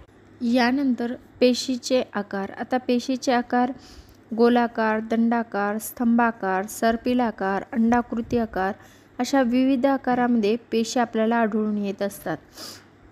प्रामुख्याने या पेशींचे वनस्पती पेशी व प्राणी पेशी असे 2 प्रकार पडत असतात. वनस्पती पेशीच्या भोवती स्वतंत्र पेशीभित्तिका असते, त्यामुळे त्यांना विशिष्ट आकार प्राप्त होतो. त्याचप्रमाणे वनस्पती पेशीमध्ये मोठ्या प्रमाणे रिक्तिका आढळतात. या सर्व दृश्यकेंद्रकीय आहेत, म्हणजेच यूकॅरियोटिक सेल्स. आता या गोष्टीवर आयोगाने प्रश्न विचारून झालाय. वनस्पती पेशीच्या भोवती स्वतंत्र पेशीभित्तिका असते असं लाईन फॉर्ममध्ये होतं आणि असते का नसते असं त्यांना प्रश्न विचारायचा होता. तर असते. या चित्रामध्ये दिसल्याप्रमाणे पेशीची रचना असते. प्राणी पेशी एकीकडे आणि वनस्पती पेशी एकीकडे दिसत आहेत. त्यानंतर व्हेरी इम्पॉर्टंट असं पेशीभिक्तिका. आता पेशीभिक्तिका हे पेशीचे सर्वात बाहेरचं आवरण असतं. पेशीभिक्तिका फक्त वनस्पती पेशीमध्येच आढळतात. कळलं? पेशीभिक्तिका फक्त वनस्पती पेशीमध्येच आढळतात. आणि पेशीपटल हे एक प्रकारचे पातळ आवरण असून ते अतिशय नाजूक व लवचिक असतं. त्याचप्रमाणे प्राण्यामध्ये पेशीचे सर्वात बाहेरचे आवरण म्हणजे पेशीपटल असतं. त्यानंतर पेशीद्रव्य काय असतं तर पेशीद्रव्यामध्ये पेशी केंद्रका व्यतिरिक्त द्रव्य भाग असतो, त्याला पेशीद्रव्य असं म्हणतात. आणि पेशीद्रव्य पेशीपटल आणि केंद्रक यांच्या दरम्यान असतं. पेशीची विविध अंगे यामध्ये विखुरलेली असतात. यानंतर पेशी अंगके काय आहेत तर पेशी अंगके प्रामुख्याने केंद्रक, अंतर्जालीयका, गॉल्जी लयकारिका, रिक्तिका, तंतुकणिका, लवके यांचा समावेश आपण पेशी अंगकामध्ये करत असतो. वनस्पती पेशीमध्ये हरितलवक असतात हे आपल्याला माहीत आहे. त्यानंतर केंद्रक हे पेशीचे सर्वात महत्त्वाचं अंग असतं. पेशीची सर्व कार्य केंद्रकच नियंत्रित करतं.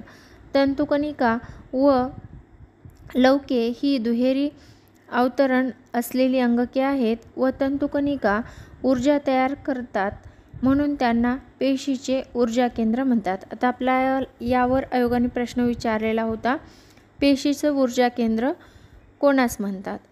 तेव्हा त्याचं उत्तर असं येतं की तंतुकणिका.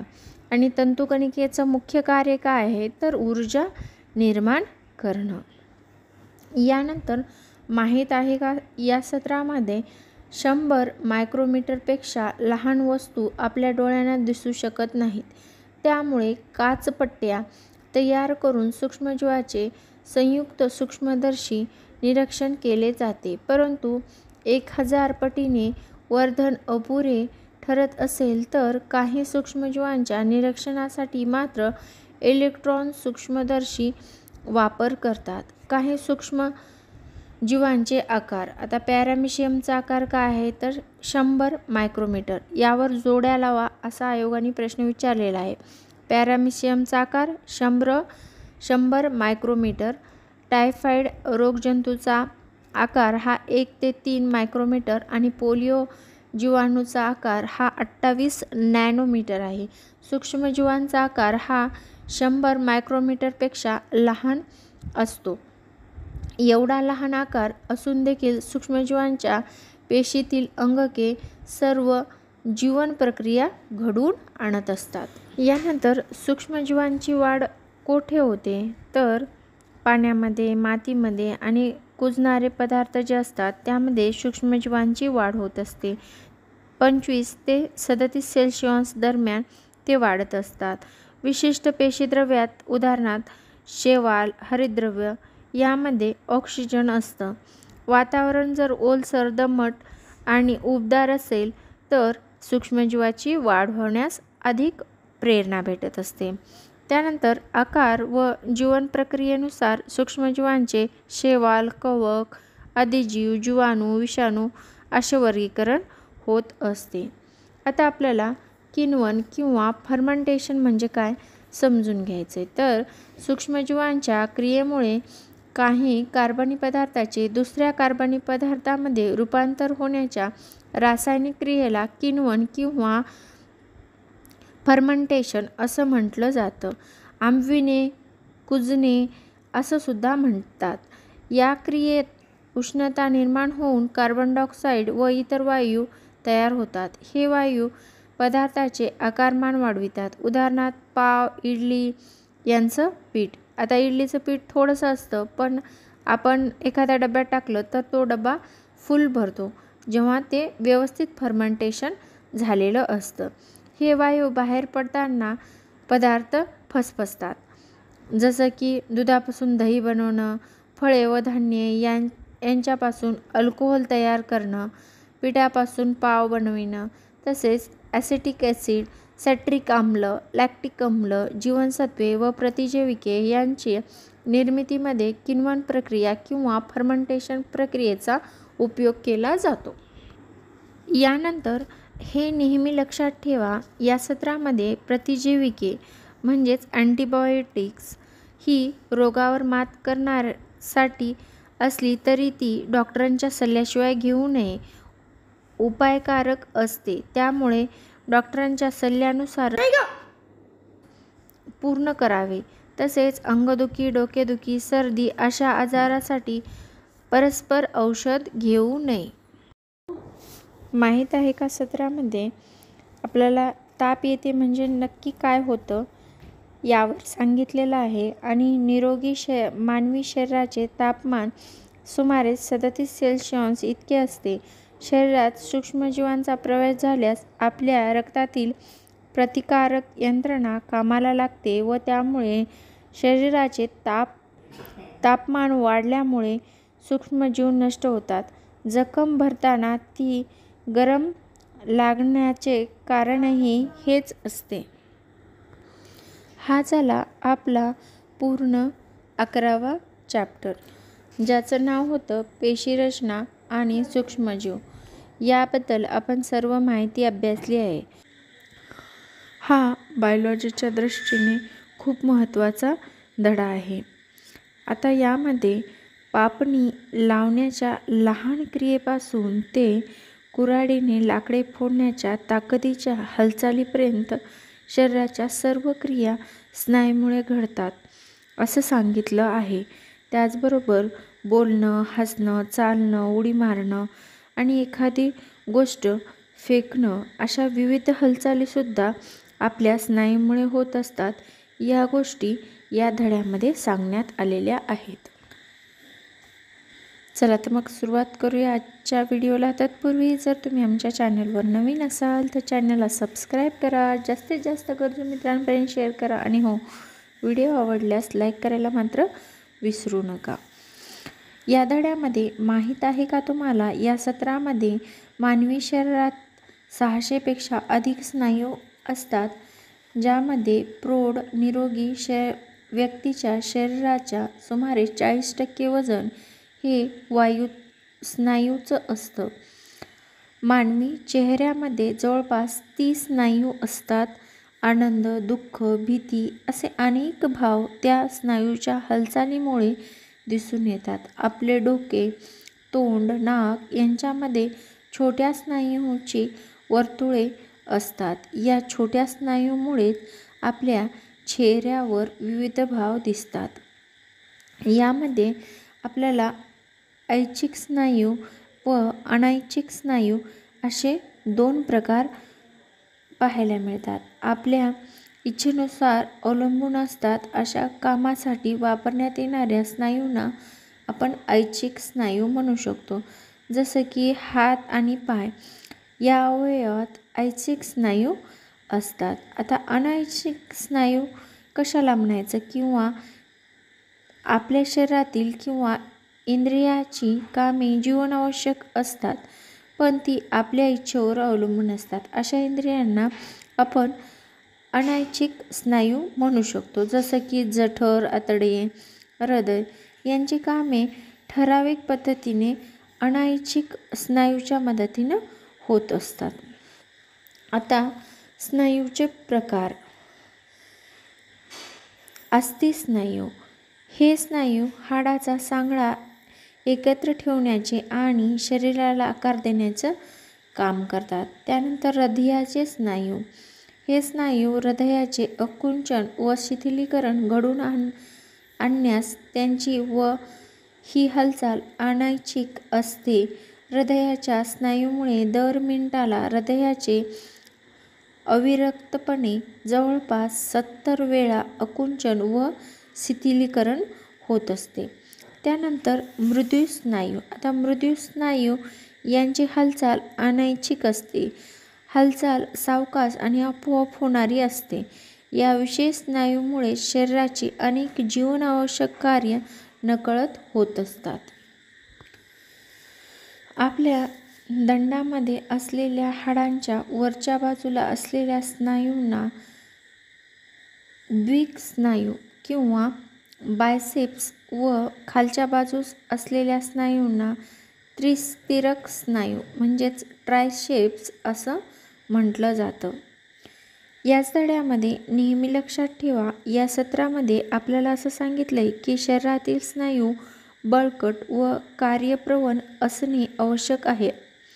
स्नायूच्या वाढीसाठी व त्यांची झीज भरून येण्यासाठी आपल्याला आहारात पुरेसे प्रथिनयुक्त व पिष्टमय पदार्थ असावेत. नियमित व्यायाम करावा, त्यामुळे स्नायू बळकट होतात. त्याचबरोबर पाठ ताठ ठेवावी. पोक काढून बसू नये. पोक काढून बसल्यास पाठीतील काही मणक्यात हळूहळू बदल होतात. पाठीचे आणि खांद्याचे स्नायू दुखू लागतात. तसेच पाठीच्या कण्याचे आजार उद्भवतात. व्यायाम करीत असताना हृदयाच्या स्नायूची हालचाल जलद होते. त्यामुळे श्वासोच्छ्वास जलद झाल्याने शरीरातील ऑक्सिजन व रक्तातील पोषण तत्व यांचा भरपूर पुरवठा होत असतो. आता याच सत्रामध्ये माहीत आहे का तुम्हाला, या सत्रामध्ये स्नायूच्या अभ्यासाला मायोलॉजी असं म्हणतात असं सांगितलंय. त्याचबरोबर स्नायूच्या मूलभूत गुणधर्म, आकुंचन पावणं आणि शरीरातील सर्वात मोठा स्नायू मांडीमध्ये असतो, तर सर्वात लहान स्नायू स्टेप्स या हाडाला जोडलेला असतो कानातील. यानंतर खाल्लेल्या अन्नाचे रूपांतर विद्राव्य घटकात होणे आणि ते रक्तात मिसळणे या क्रियाला आपण अन्नपचन असं म्हणत असतो.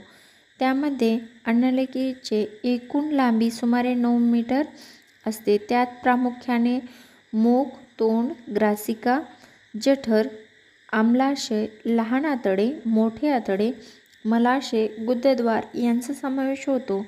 लाळग्रंथी, यकृत, स्वादुपिंड या काही पचनग्रंथी अन्ननलिकेशी ठराविकपणे जोडलेल्या असतात. त्यानंतर दात. आता दाताचे मुख्यत्वे पट्टाशीचे किंवा सुळे, दाढ, उपदाढ असे प्रकार पडतात. प्रत्येक दातावर ॲनॅमल या कठीण पदार्थाचं आवरण असतं. ॲनॅमल हे कॅल्शियमच्या क्षारापासून बनलेलं असतं. लाळेमध्ये टायलिन नावाचे विकर असते. यामुळे स्टार्चचे रूपांतर माल्टोज या शर्करेत होत असते.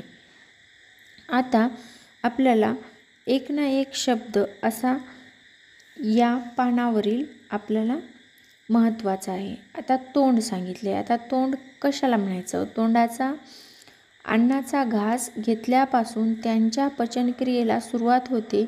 तोंडातील अन्न दातांनी चावणे त्याला बारीक बारीक तुकडे होतात. याला आपण तोंडाचं कार्य म्हणतो. त्यानंतर घसा किंवा ग्रासणी. अन्ननलिकेचे व श्वसननलिकेचे तोंड घशात म्हणजेच ग्रासनलिकेमध्ये उघडते. त्यानंतर यकृत. यकृत ही शरीरातील सर्वात मोठी ग्रंथी आहे. यकृताला भरपूर रक्तपुरवठा होत असतो.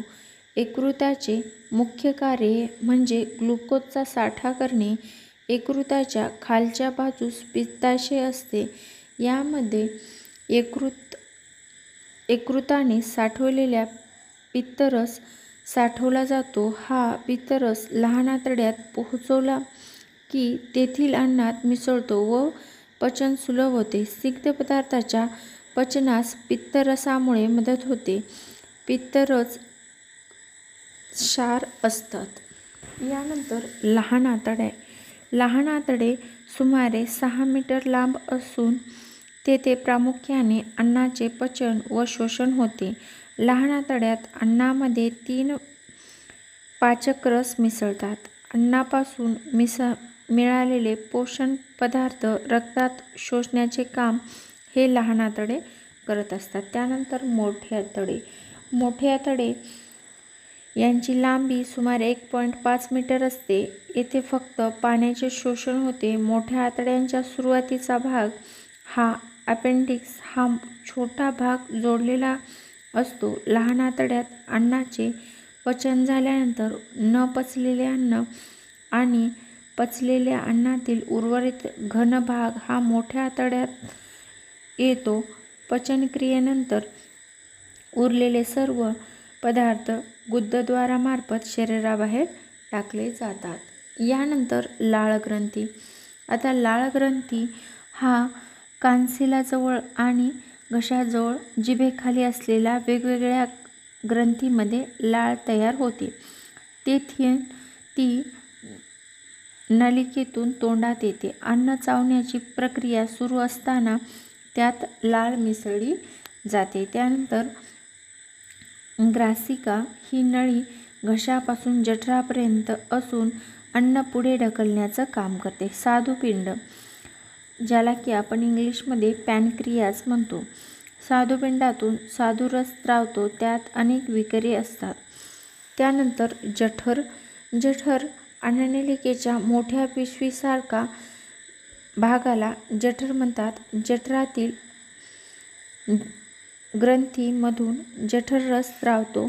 जठरात असलेले हे सर्व अन्न घुसळले जाते, ज्यामध्ये हायड्रोक्लोरिक आम्ल, पेप्सिन, म्युकस हे जठररसाचे 3 घटक मिळून अन्न आम्लधर्मी होते. जठरात प्रामुख्याने प्रथिनांचे विघटन होते आणि खाल्लेल्या अन्नात जठरातील पाचकरस मिळून तयार झालेल्या पातळ मिश्रण लहान आतड्याकडे हळूहळू पुढे ढकलला जातो. यानंतर पचनसंस्थेतील महत्त्वाच्या ग्रंथी व त्याचे स्राव व कार्य. आता तोंडामध्ये लाळग्रंथी असतात. लाळेमध्ये टायलिन हे स्राव असतं आणि जे की पिष्टमय पदार्थाचे रूपांतर माल्टोजमध्ये करत असतं. आता जठरामध्ये जठरभित्तिका ही ग्रंथी असते, ज्यामध्ये हायड्रोक्लोरिक आम्ल, पेप्सिन आणि म्युकस हे 3 आम्ल असतात, जे अन्न आम्लयुक्त करतात. त्याचबरोबर प्रथिनांचे विघटन करतात आणि जठरात अस्तराचे हायड्रोक्लोरिक आम्लापासून संरक्षण करत असतात. यानंतर यकृत. यकृत हे पित्तरस स्रावत असतं, ज्यामुळे अन्न आम्लयुक्त करणे मोठ्या मेदकाप्रमाणे लहान कणात रूपांतरित करणं.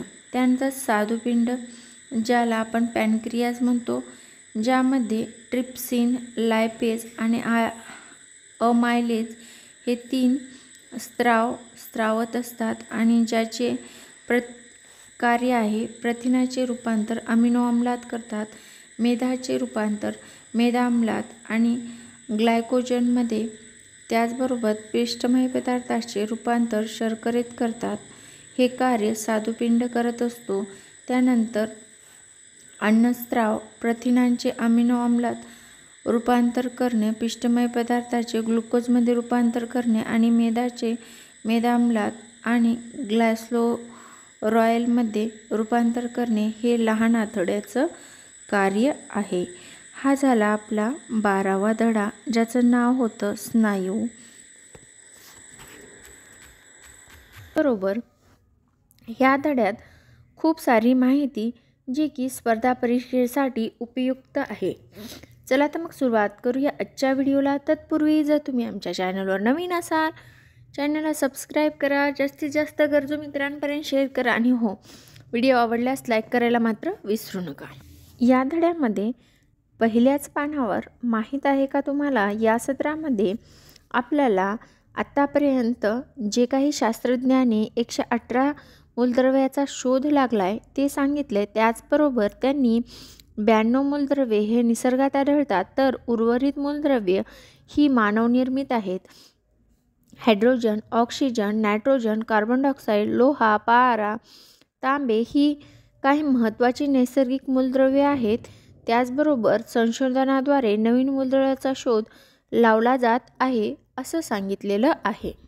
असे होऊन गेले. या सत्रामध्ये डेमोक्रेटिक्स मूलद्रव्याचा लहान कण अणू असे नाव दिले असं सांगितलेलं आहे आणि ग्रीक भाषेत ॲटम म्हणजे अविभाज्य होय त्यावरून ॲटम असे नाव अणूला देण्यात आलेले आहे. जॉन डाल्टन यांनी 1803 मध्ये अणू निर्माण करता येत नाही, त्याचे लहान कणांमध्ये विभाजन करता येत नाही व ते नष्टही करता येत नाही असा सिद्धांत मांडला. यावर आयोगाने प्रश्न विचारून झालेला आहे. अणूचा शोध कुणी लावला? तर ते आहेत जॉन डाल्टन. कितीमध्ये? तर 1803 मध्ये. तसेच काही विशिष्ट चिन्हांचा वापर करून मूलद्रव्याची संज्ञा दर्शवली जाते. उदाहरणार्थ तांब्यासाठी C, सल्फरसाठी प्लस आणि हायड्रोजनसाठी गोल आणि आत छोटंसं टिंब. त्याचबरोबर निसर्गात ऑक्सिजन वायुरूपात आढळतो. ही गोष्ट आपल्या सर्वांना माहीत आहे. ऑक्सिजनचे 2 अणू एकत्र जोडले जाऊन स्वतंत्र अस्तित्व असलेला ऑक्सिजनचा रेणू तयार होतो. हवेमध्ये ऑक्सिजन हा नेहमी रेणू स्वरूपात सापडतो. अणू जसे डोळ्यांना दिसत नाहीत तसेच रेणूही डोळ्यांना दिसत नाहीत. त्यानंतर एका तक्त्यामध्ये आपल्याला या चॅप्टरमध्ये संज्ञा आणि त्यांची नावे दिलेली आहेत मूलद्रव्याची. तर ह्या संज्ञा इम्पॉर्टंट असतात कारण ह्या संज्ञावर जोड्या लावा असा प्रश्न विचारला जातो. आता मूलद्रव्य आहे हायड्रोजन, संज्ञा आहे H, helium He, lithium Li, beryllium Be, boron B, carbon C, nitrogen N, oxygen O, fluorine F, neon Ne, sodium Na, magnesium Mg, aluminium Al, silicon Si, phosphorus P, sulphur S, chlorine Cl, argon Ar, potassium K आणि calcium Ca. त्यानंतर माहीत आहे का या सत्रामध्ये आपल्याला आपल्या घरामध्ये असणाऱ्या विद्युत दिव्यामध्ये जी तार दिसते तिला टंगस्टन या मूलद्रव्याने बनलेला आहे असं सांगितले. त्याचबरोबर वुल्फलाइन या शास्त्रज्ञाच्या नावावरून W ही संज्ञा टंगस्टनला देण्यात आलेली आहे. त्याचबरोबर चांदी म्हणजेच Ag आणि सोने म्हणजेच Au यांच्या संज्ञा लॅटिन नावावरून दिल्या आहेत असं सांगितलेलं आहे. त्याचबरोबर मूलद्रव्ये ही स्थायू द्रव्य किंवा वायू अवस्थेत आढळतात. काही धातू शुद्ध स्वरूपात वापरतात ना अडचणी येतात म्हणून त्यांना अतिशय ते मऊ असतात म्हणून त्यांना, जसं की सोने अतिशय मऊ असतं म्हणून त्यामध्ये दुसरे काही धातू मिळून थोडं टणक बनवून त्याचे दागिने बनवले जातात. तसंच शुद्ध लोखंड हवेनं गंजतं किंवा शुद्ध सोनं मऊ असतं ते जे मी आता सांगितलं. अशा धातूंमध्ये एक किंवा अनेक धातू मिसळून मूळ धातूचे गुणधर्म बदलता येतात. धातूच्या या मिश्रणास संमिश्र असं म्हणतात. पितळ, पोलाद, 22 कॅरेट सोने ही काही संमिश्रे आहेत. आता धातू म्हणजे मेटल आणि अधातू म्हणजे नॉन मेटल. धातूची वर्धनीयता, तन्यता, विद्युत वाहकता, उष्णता वाहकता, घनता, चकाकी, नादमय असे गुणधर्म असतात. आता या गुणधर्मावर सुद्धा आयोग प्रश्न विचारतो. त्यामुळे हे सर्व गुणधर्म आपल्यासाठी खूप इम्पॉर्टंट आहेत. ज्या मूलद्रव्यामध्ये हे गुणधर्म दिसून येत नाहीत त्यांना अधातू म्हणायचं. ही सगळी मी जी धातूची गुणधर्म सांगितली ती गुणधर्म जर एखाद्या मूलद्रव्यामध्ये दिसून येत नसेल तर त्यांना अधातू म्हणायचं. जसं की फॉस्फरस, सल्फर, क्लोरीन ही अधातू आहे. जी मूलद्रव्य काही प्रमाणात धातू तसेच अधातूचे गुणधर्म दाखवतात त्यांना धातू सदृश्य म्हणायचं. जसं की आर्सेनिक, सिलिकॉन आणि सेलियम इत्यादी. आता 2 किंवा अधिक मूलद्रव्यांच्या रासायनिक संयोगातून तयार होणाऱ्या पदार्थाला संयुग असं म्हणतात. आता नेहमी लक्षात ठेवा या सत्रामध्ये रेणूमधील अणू हे वेगवेगळ्या प्रकारचे असतील तरच तयार होणारा पदार्थ म्हणजे संयुग असते. पाणी हे संयुग आहे यावर प्रश्न विचारून झालाय. पाणी हे काय आहे तर संयुग आहे. हायड्रोजनचे 2 अणू आणि ऑक्सिजनचा 1 अणू मिळून पाण्याचा एक रेणू तयार होतो. H2O ही पाण्याची संज्ञा आपल्याला माहीतच आहे. तर हायड्रोजनचं कार्य काय आहे तर हा ज्वलनशील आहे. ऑक्सिजन ज्वलनास मदत करतो, परंतु या दोन मूलद्रव्यांच्या संयोगातून बनणारे पाणी मात्र आग विझवण्यास उपयोगी पडते. म्हणजेच काय, संयोगाचे गुणधर्म हे त्यातील घटक असणाऱ्या मूलद्रव्यापेक्षा वेगळे असू शकतात. त्याचबरोबर संयुगात असणाऱ्या घटक मूलद्रव्याची संज्ञा व अणूची संज्ञा यांच्या साहाय्याने संयुगाने केलेले लेखन म्हणजे त्याला आपण रेणुसूत्र किंवा मॉलिक्युलर फॉर्म्युला असं म्हणू शकतो, जसं की पाण्याचा H2O आहे. आज आता आपण इथेच थांबूया. भेटूया पुढील व्हिडिओमध्ये. व्हिडिओ शेवटपर्यंत पाहिल्याबद्दल धन्यवाद. आणि हो, व्हिडिओला लाईक करायला, चॅनलला सबस्क्राईब करायला आणि जास्तीत जास्त गरजू मित्रांपर्यंत शेअर करायला विसरू नका. यामध्ये 15व्या धड्यामध्ये माहीत आहे का तुम्हाला, या सत्रामध्ये इसवी सन पूर्व 500 चीन, ग्रीस, रोम या देशांमध्ये हाडे, शिंपले यांचा चुरा मिसळून टूथपेस्ट तयार करत असत. 21व्या शतकापासून टूथपेस्ट वापरायला सुरुवात झाली. त्यात साबण वापर करण्यात आला. नंतर खडूसदृश्य वस्तू वापरून टूथपेस्ट तयार करण्यात आला आणि जगातील पहिली व्यावसायिक टूथपेस्ट ही कोलगेट आहे. कंपनीने न्यूयॉर्क शहरात 1873 साली तयार केली. कोलगेट कंपनी किती 1873 साली तयार झाली आणि ती जगातली पहिली कंपनी आहे जी टूथपेस्ट तयार करायची. पण calcium carbonate, calcium hydrogen phosphate हे टूथपेस्टमधील प्रमुख घटक दातावरील घाण दूर करतात. दातांना पॉलिश करायचे काम या घटकामुळे होते. दंतक्षय रोखण्यासाठी टूथपेस्टमध्ये असणाऱ्या ठराविक प्रमाणातील फ्लोरीनचा उपयोग होत असतो आणि फ्लोरीन दातावर एक आवरण आणि हाडाच्या बळकटीसाठी आवश्यक असतं. अपमार्जके. अपमार्जके या शब्दाचा अर्थ स्वच्छ करणे असा होतो. अपमार्जकेचा रेणू यांच्या एका टोकाशी पाण्याचा रेणू तर दुसऱ्या टोकाशी तेलाचा रेणू पकडून ठेवतो. निसर्गातील अपमार्जके रिठा, शिकाकाई हे पदार्थ निसर्गातील अपमार्जके आहेत. रिठ्याला इंग्रजीमध्ये सोप नट तर शिकाकाईला सोप पॅड असं म्हटलं जातं. हे चित्रामध्ये तुम्हाला दिसत आहे. साबणाचे प्रकार. कठीण साबण कपड्या धुण्यासाठी वापरतात, तर वापरण्याच्या गरजेनुसार अपमार्जकामध्ये सुगंधी द्रव्य, रंगद्रव्ये, जंतुनाशके, अल्कोहोल, फिनाईल नाशक, कोरडेपणा टाळणारे पदार्थ, रेती इत्यादी पूरक घटक मिसळून त्यास उपयुक्त गुणधर्म दिले जातात. यानंतर 16वा चॅप्टर ज्याचं नाव आहे नैसर्गिक साधनसंपत्ती. यामध्ये पहिल्याच पानावर आपल्याला धातुकापासून धातू मिळवण्यासाठी त्याचे निष्कर्षण व शुद्धीकरण केले जाते. धातुकामधील वाळू व मातीची अशुद्धता मृदा अशुद्धी असं म्हटलं जातं असं सांगितलेलं आहे. त्यामध्ये आपल्याला खनिजे कशी तयार होतात तर भूकोशातील मॅग्मा व ज्वालामुखीच्या उद्रेकापासून बाहेर पडणाऱ्या लाव्हा रसात थंड झाल्याने त्याचे स्फटिकमय रूपांतर होऊन त्याला खनिज निर्मिती होत असते, जसं की मॅग्नेटाइट आणि अर्भक. आणि बाष्पीभवनाच्या माध्यमातून स्थायू रूपाला स्फटिक शिल्लक राहिल्यामुळे खनिज निर्मिती होते, जिचं नाव आहे हलाइट आणि जिप्सम. त्यानंतर तापमान व दाब यांच्यातील मोठ्या बदलामुळे खनिज एकातून दुसऱ्या स्वरूपात रूपांतरित होतात, जसं की हिरा आणि ग्राफाइट. त्यानंतर काही संयुगापासून असेंद्रिय खनिज निर्मिती होते. उदाहरणार्थ संरक्षणासाठी तयार झालेले शरीरावरील कवच जसे की शंख, शिंपले, माशाची हाडे इत्यादी, ज्याला शिंपला असं म्हटलं जातं.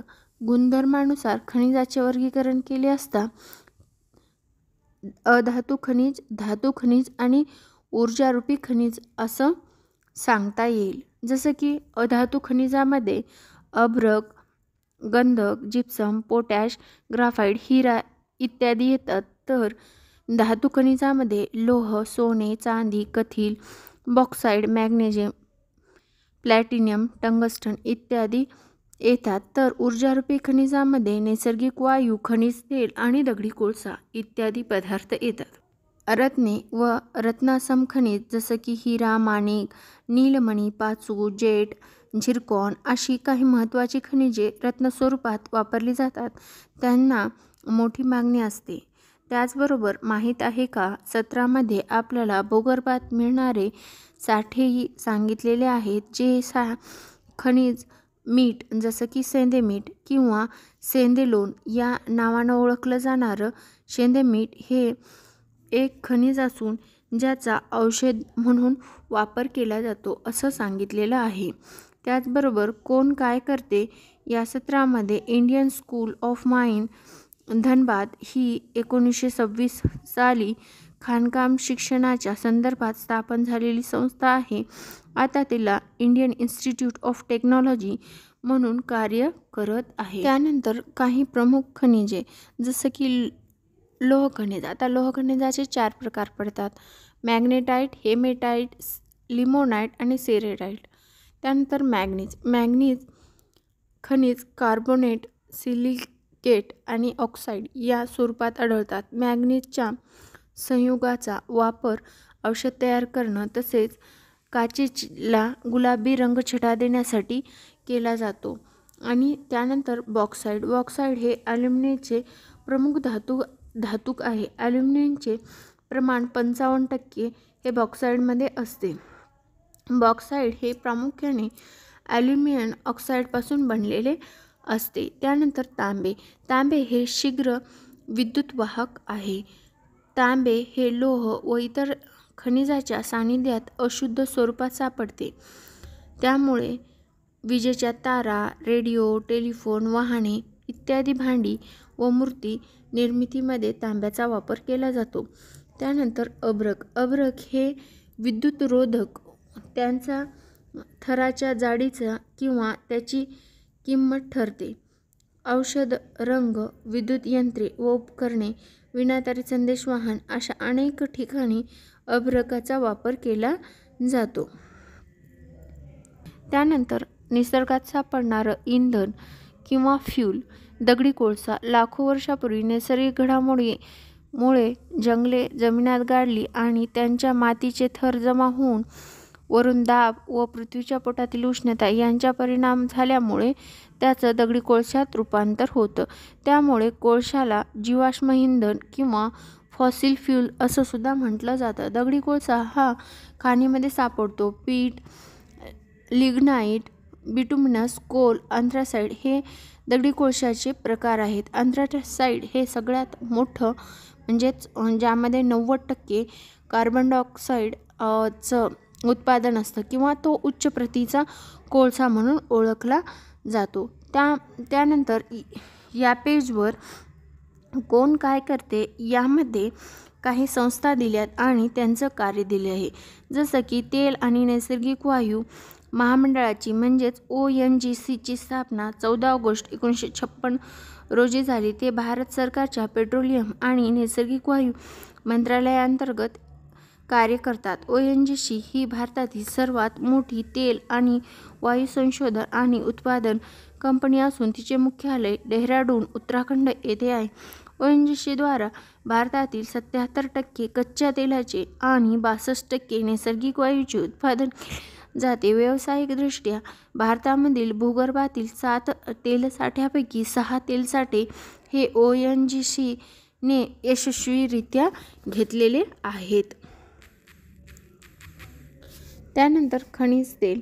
जमिनीखाली गाडल्या गेलेल्या सेंद्रिय पदार्थाच्या विघटनाच्या क्रियेतून तयार झालेल्या द्रव्यरूप इंधन म्हणजे खनिज तेल होय. लाखो वर्षापूर्वी समुद्री जीव मृत झाल्यावर ते समुद्राच्या तळाशी गेले. त्यांच्यावर माती व वाळूचे थर जमा झाले.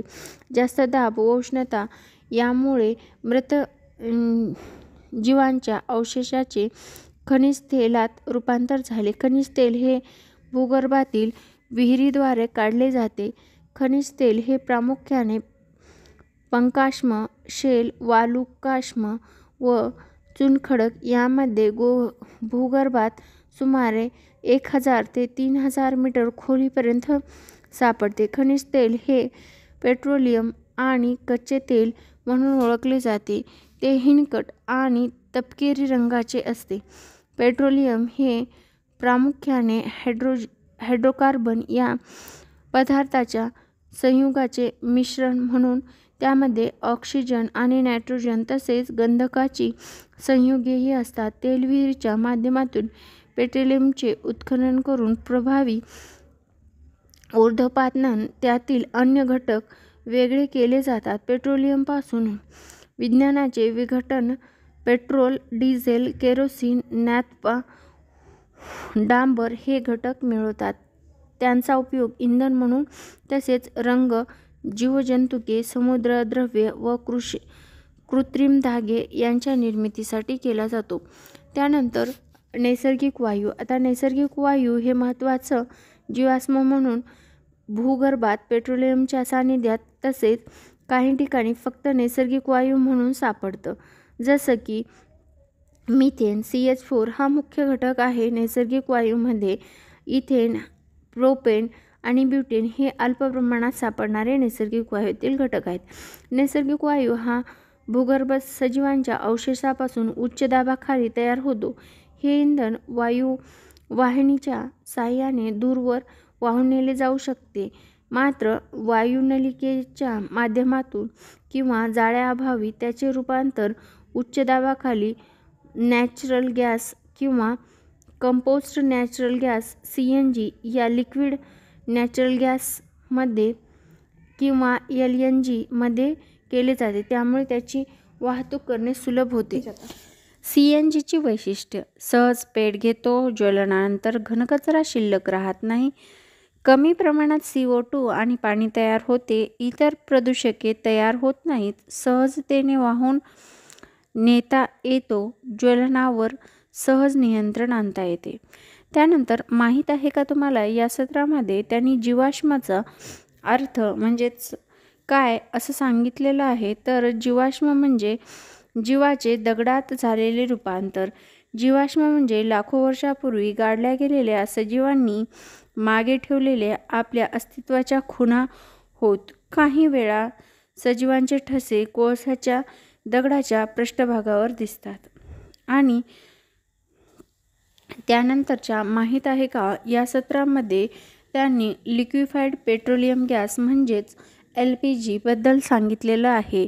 तर त्यांनी LPG बद्दल सांगत असताना अशुद्ध पेट्रोलियमच्या शुद्धीकरणातून पेट्रोलियम गॅसची निर्मिती होत असते. त्याचबरोबर पेट्रोलियम गॅसवर उच्च दाब देत त्याचे आकारात 1/204 पट करतात आणि त्याचे रूपांतर द्रवात होते. दाबाखाली द्रव अवस्थेत राहावा यासाठी जो जाड पोलादी टाक्यांमध्ये साठवतात. साठवलेल्या टाकीमधून बाहेर येताना त्याचे परत वायूत रूपांतर होते. या वायूत प्रामुख्याने प्रोपेन आणि ब्युटेन हे 2 घटक असतात. ह्यांचं प्रमाण 70:30 या प्रमाणात असते. तो वासरहित असतो, परंतु कोणत्याही कारणाने त्याची गळती झाल्यास लगेच समजून यावे यासाठी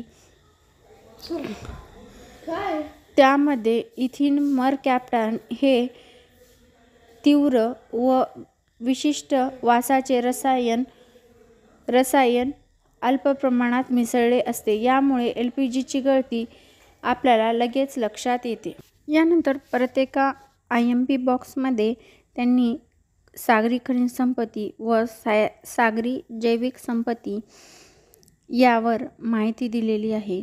भारतात सागरतळातून खनिज तेल व नैसर्गिक वायू मिळवण्यासाठी 1974 मध्ये मुंबई हाय या ठिकाणी सागर सम्राट ही पहिली खनिज तेल विहीर खणली गेली. या विहिरीतून मिळणारा नैसर्गिक वायू पाईपलाईनद्वारे उरण या ठिकाणी वाहून नेला जातो.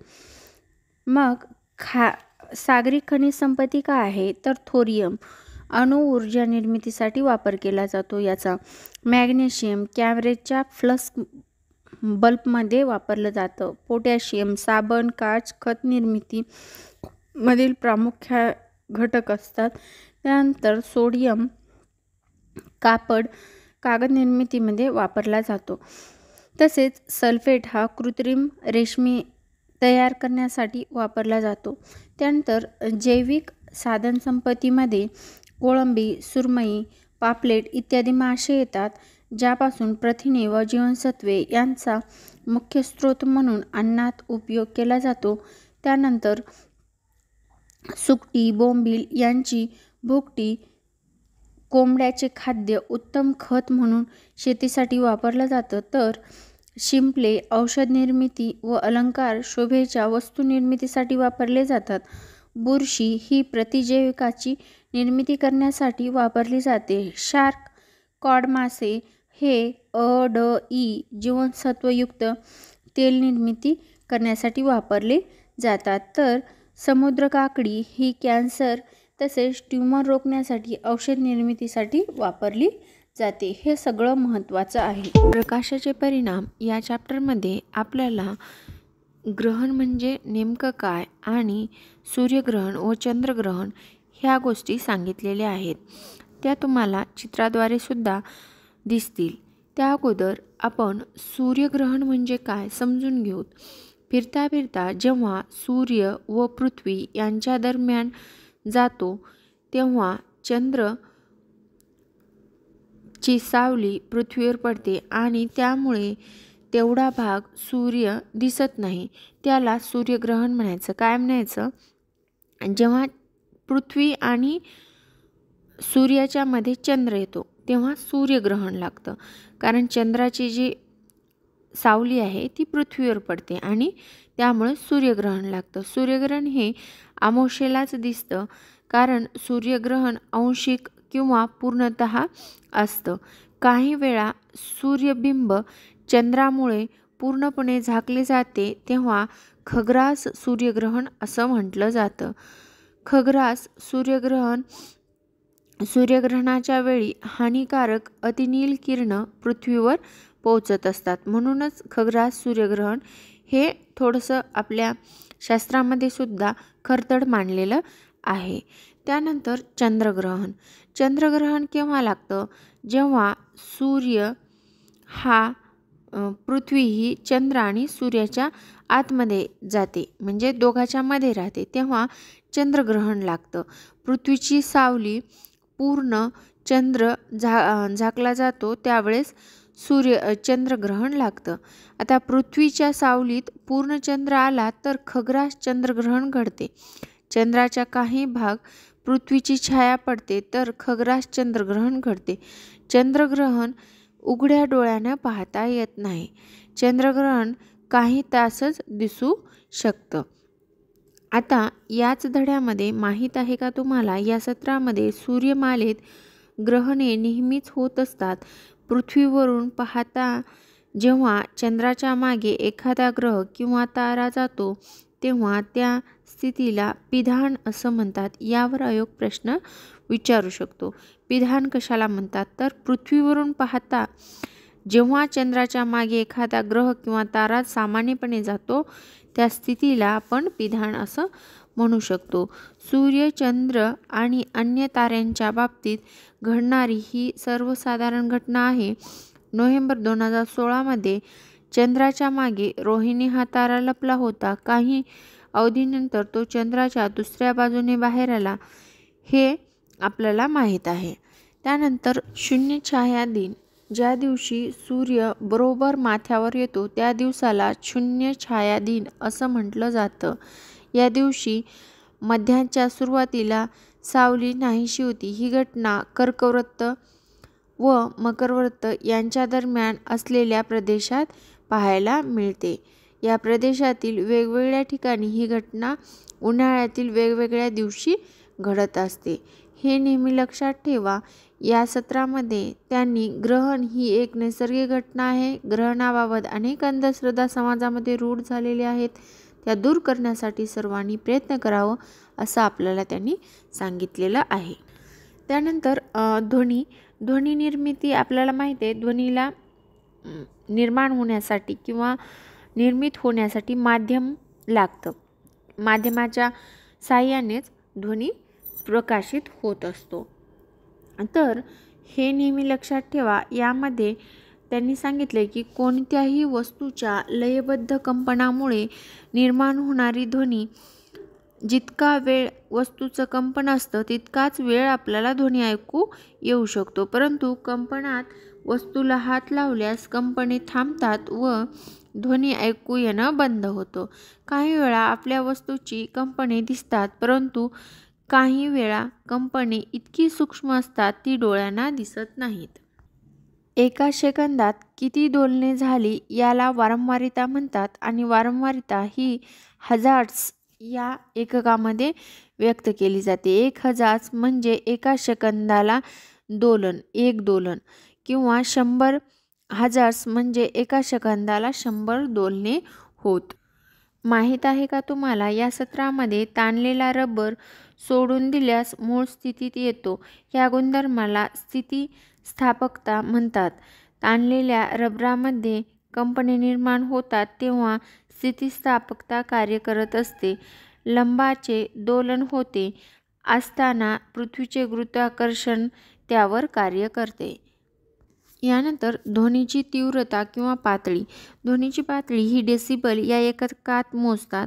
ह्या एककावर प्रश्न विचारले जातात. ध्वनीची पातळी कशामध्ये मोजली जाते किंवा दोलनाचं कुठलं एकक आहे, तर दोलनाचं हर्ट्झ एकक आहे आणि ध्वनीची पातळी ही डेसिबलमध्ये मोजली जाते. ध्वनीची तीव्रता वापर करून गणिती सूत्राने डेसिबल ह्या ध्वनीच्या पातळीचे परिणाम काढतात. डेसिबल हे नाव अलेक्झांडर ग्राहम बेल या शास्त्रज्ञाने कार्याच्या समर्थात देण्यात आलेलं आहे. आणि ध्वनीची तीव्रता 10 पटीने वाढते तेव्हा ध्वनी पातळी 10 डेसिबलने वाढत असते. आता या धड्यामध्ये माहीत आहे का तुम्हाला, सत्रामध्ये ऐकू येण्याची सुरुवात 0 डेसिबल, सर्वसामान्य श्वासोच्छ्वास 10 डेसिबल असतं. 5 मीटर अंतरावरून कुजबुजणं हे 30 डेसिबल असतं आणि सर्वसामान्य दोघांमधील संवाद 60 डेसिबलला असतो. व्यक्ती असणारी वाहतूक ही 70 डेसिबल असते. सर्वसामान्य कारखाने 80 डेसिबलला चालतात आणि जेट इंजिन हे 130 डेसिबलचं असतं आणि कानठळ्या बसण्याची सुरुवात ही 120 डेसिबलपासून होत असते. 1000 वारंवारितेचा व 100 डेसिबलपेक्षा अधिक पातळीच्या ध्वनीमुळे ऐकण्याच्या क्षमतेत तात्पुरता फरक पडतो. यामुळे काही काळ बहिरेपणा येऊ शकतो, जसं की विमान इंजिनाजवळ काम करणाऱ्या सर्वांचा अनुभव आहे. यानंतर सर्वैतातील ध्वनी. 20,000 पेक्षा अधिक वारंवारतेच्या ध्वनीला श्रवणातील किंवा स्वनातातील ध्वनी म्हणतात. अशा प्रकारचे ध्वनी मनुष्य ऐकू शकत नाही. यावर आयोगाने प्रश्न विचारून झाला. 20,000 पेक्षा जास्त ध्वनी मानव ऐकू शकत नाही, पण कुत्रा हा अशा प्रकारचे ध्वनी ऐकू शकतो.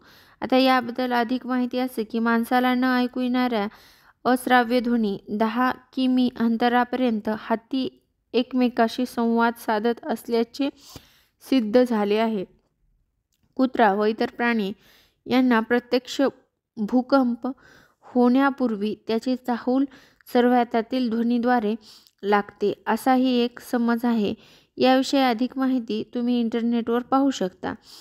ध्वनीची उपयोग काय काय आहे, तर यावर आयोग प्रश्न विचारून झाला आहे सोलार सिस्टीमवर. त्यामुळं हे सगळे ध्वनीचे उपयोग आपण लक्षातच ठेवायचे, म्हणजेच हे व्हेरी IMP आहेत. घड्याळाचे सूक्ष्म भाग तसेच नाजूक दागिन्याचे स्वच्छता करण्यासाठी ध्वनीचा उपयोग होतो. शरीरातील भाग पाहण्यासाठी ध्वनीचा उपयोग होतो. मेंदूतील गाठी शोधण्यासाठी किंवा ओळखण्यासाठी ध्वनीचा उपयोग होतो. धातूमधील दोष ओळखण्यासाठी ध्वनीचा उपयोग होतो. रडार यंत्रणेमध्ये याचा उपयोग होतो. त्याचबरोबर काही सूक्ष्मजीव व कीटक मारण्यासाठी सुद्धा ध्वनीचा उपयोग होतो आणि समुद्राचे तळ किंवा जहाजाची स्थिती ओळखण्यासाठी जे की सोनार सिस्टीम वापरतात, या पद्धतीमध्ये सुद्धा ध्वनीचा उपयोग होत असतो. यानंतर माहीत आहे का तुम्हाला, या सत्रामध्ये एक छान असा चार्ट दिलेला आहे, ज्यामध्ये आपल्याला अश्राव्य, श्राव्य आणि मानवाची श्राव्य क्षमता ही दाखवलेली आहे. त्यामुळं हा चार्ट लक्षात ठेवायचा, कारण हा सुद्धा व्हेरी IMP आहे, कारण यावर सुद्धा आयोगाने प्रश्न विचारून झालेले आहे. ध्वनीच्या वारंवारतेशी थेट संबंध आहे, हे आपल्याला या चित्रामध्ये दाखवलेलं आहे. हा झाला इयत्ता 7वीचा सामान्य विज्ञानचा सर्व सारांश. यानंतर आपण दुसऱ्या म्हणजेच 8व्या वर्गाच्या विज्ञानचा सुद्धा सारांश घेणार आहोत. तर पटकन सबस्क्राईब करा, जास्तीत जास्त गरजू मित्रांपर्यंत शेअर करा आणि हा व्हिडिओ आवडल्यास लाईक करायला मात्र विसरू नका. व्हिडिओ शेवटपर्यंत पाहिल्याबद्दल धन्यवाद.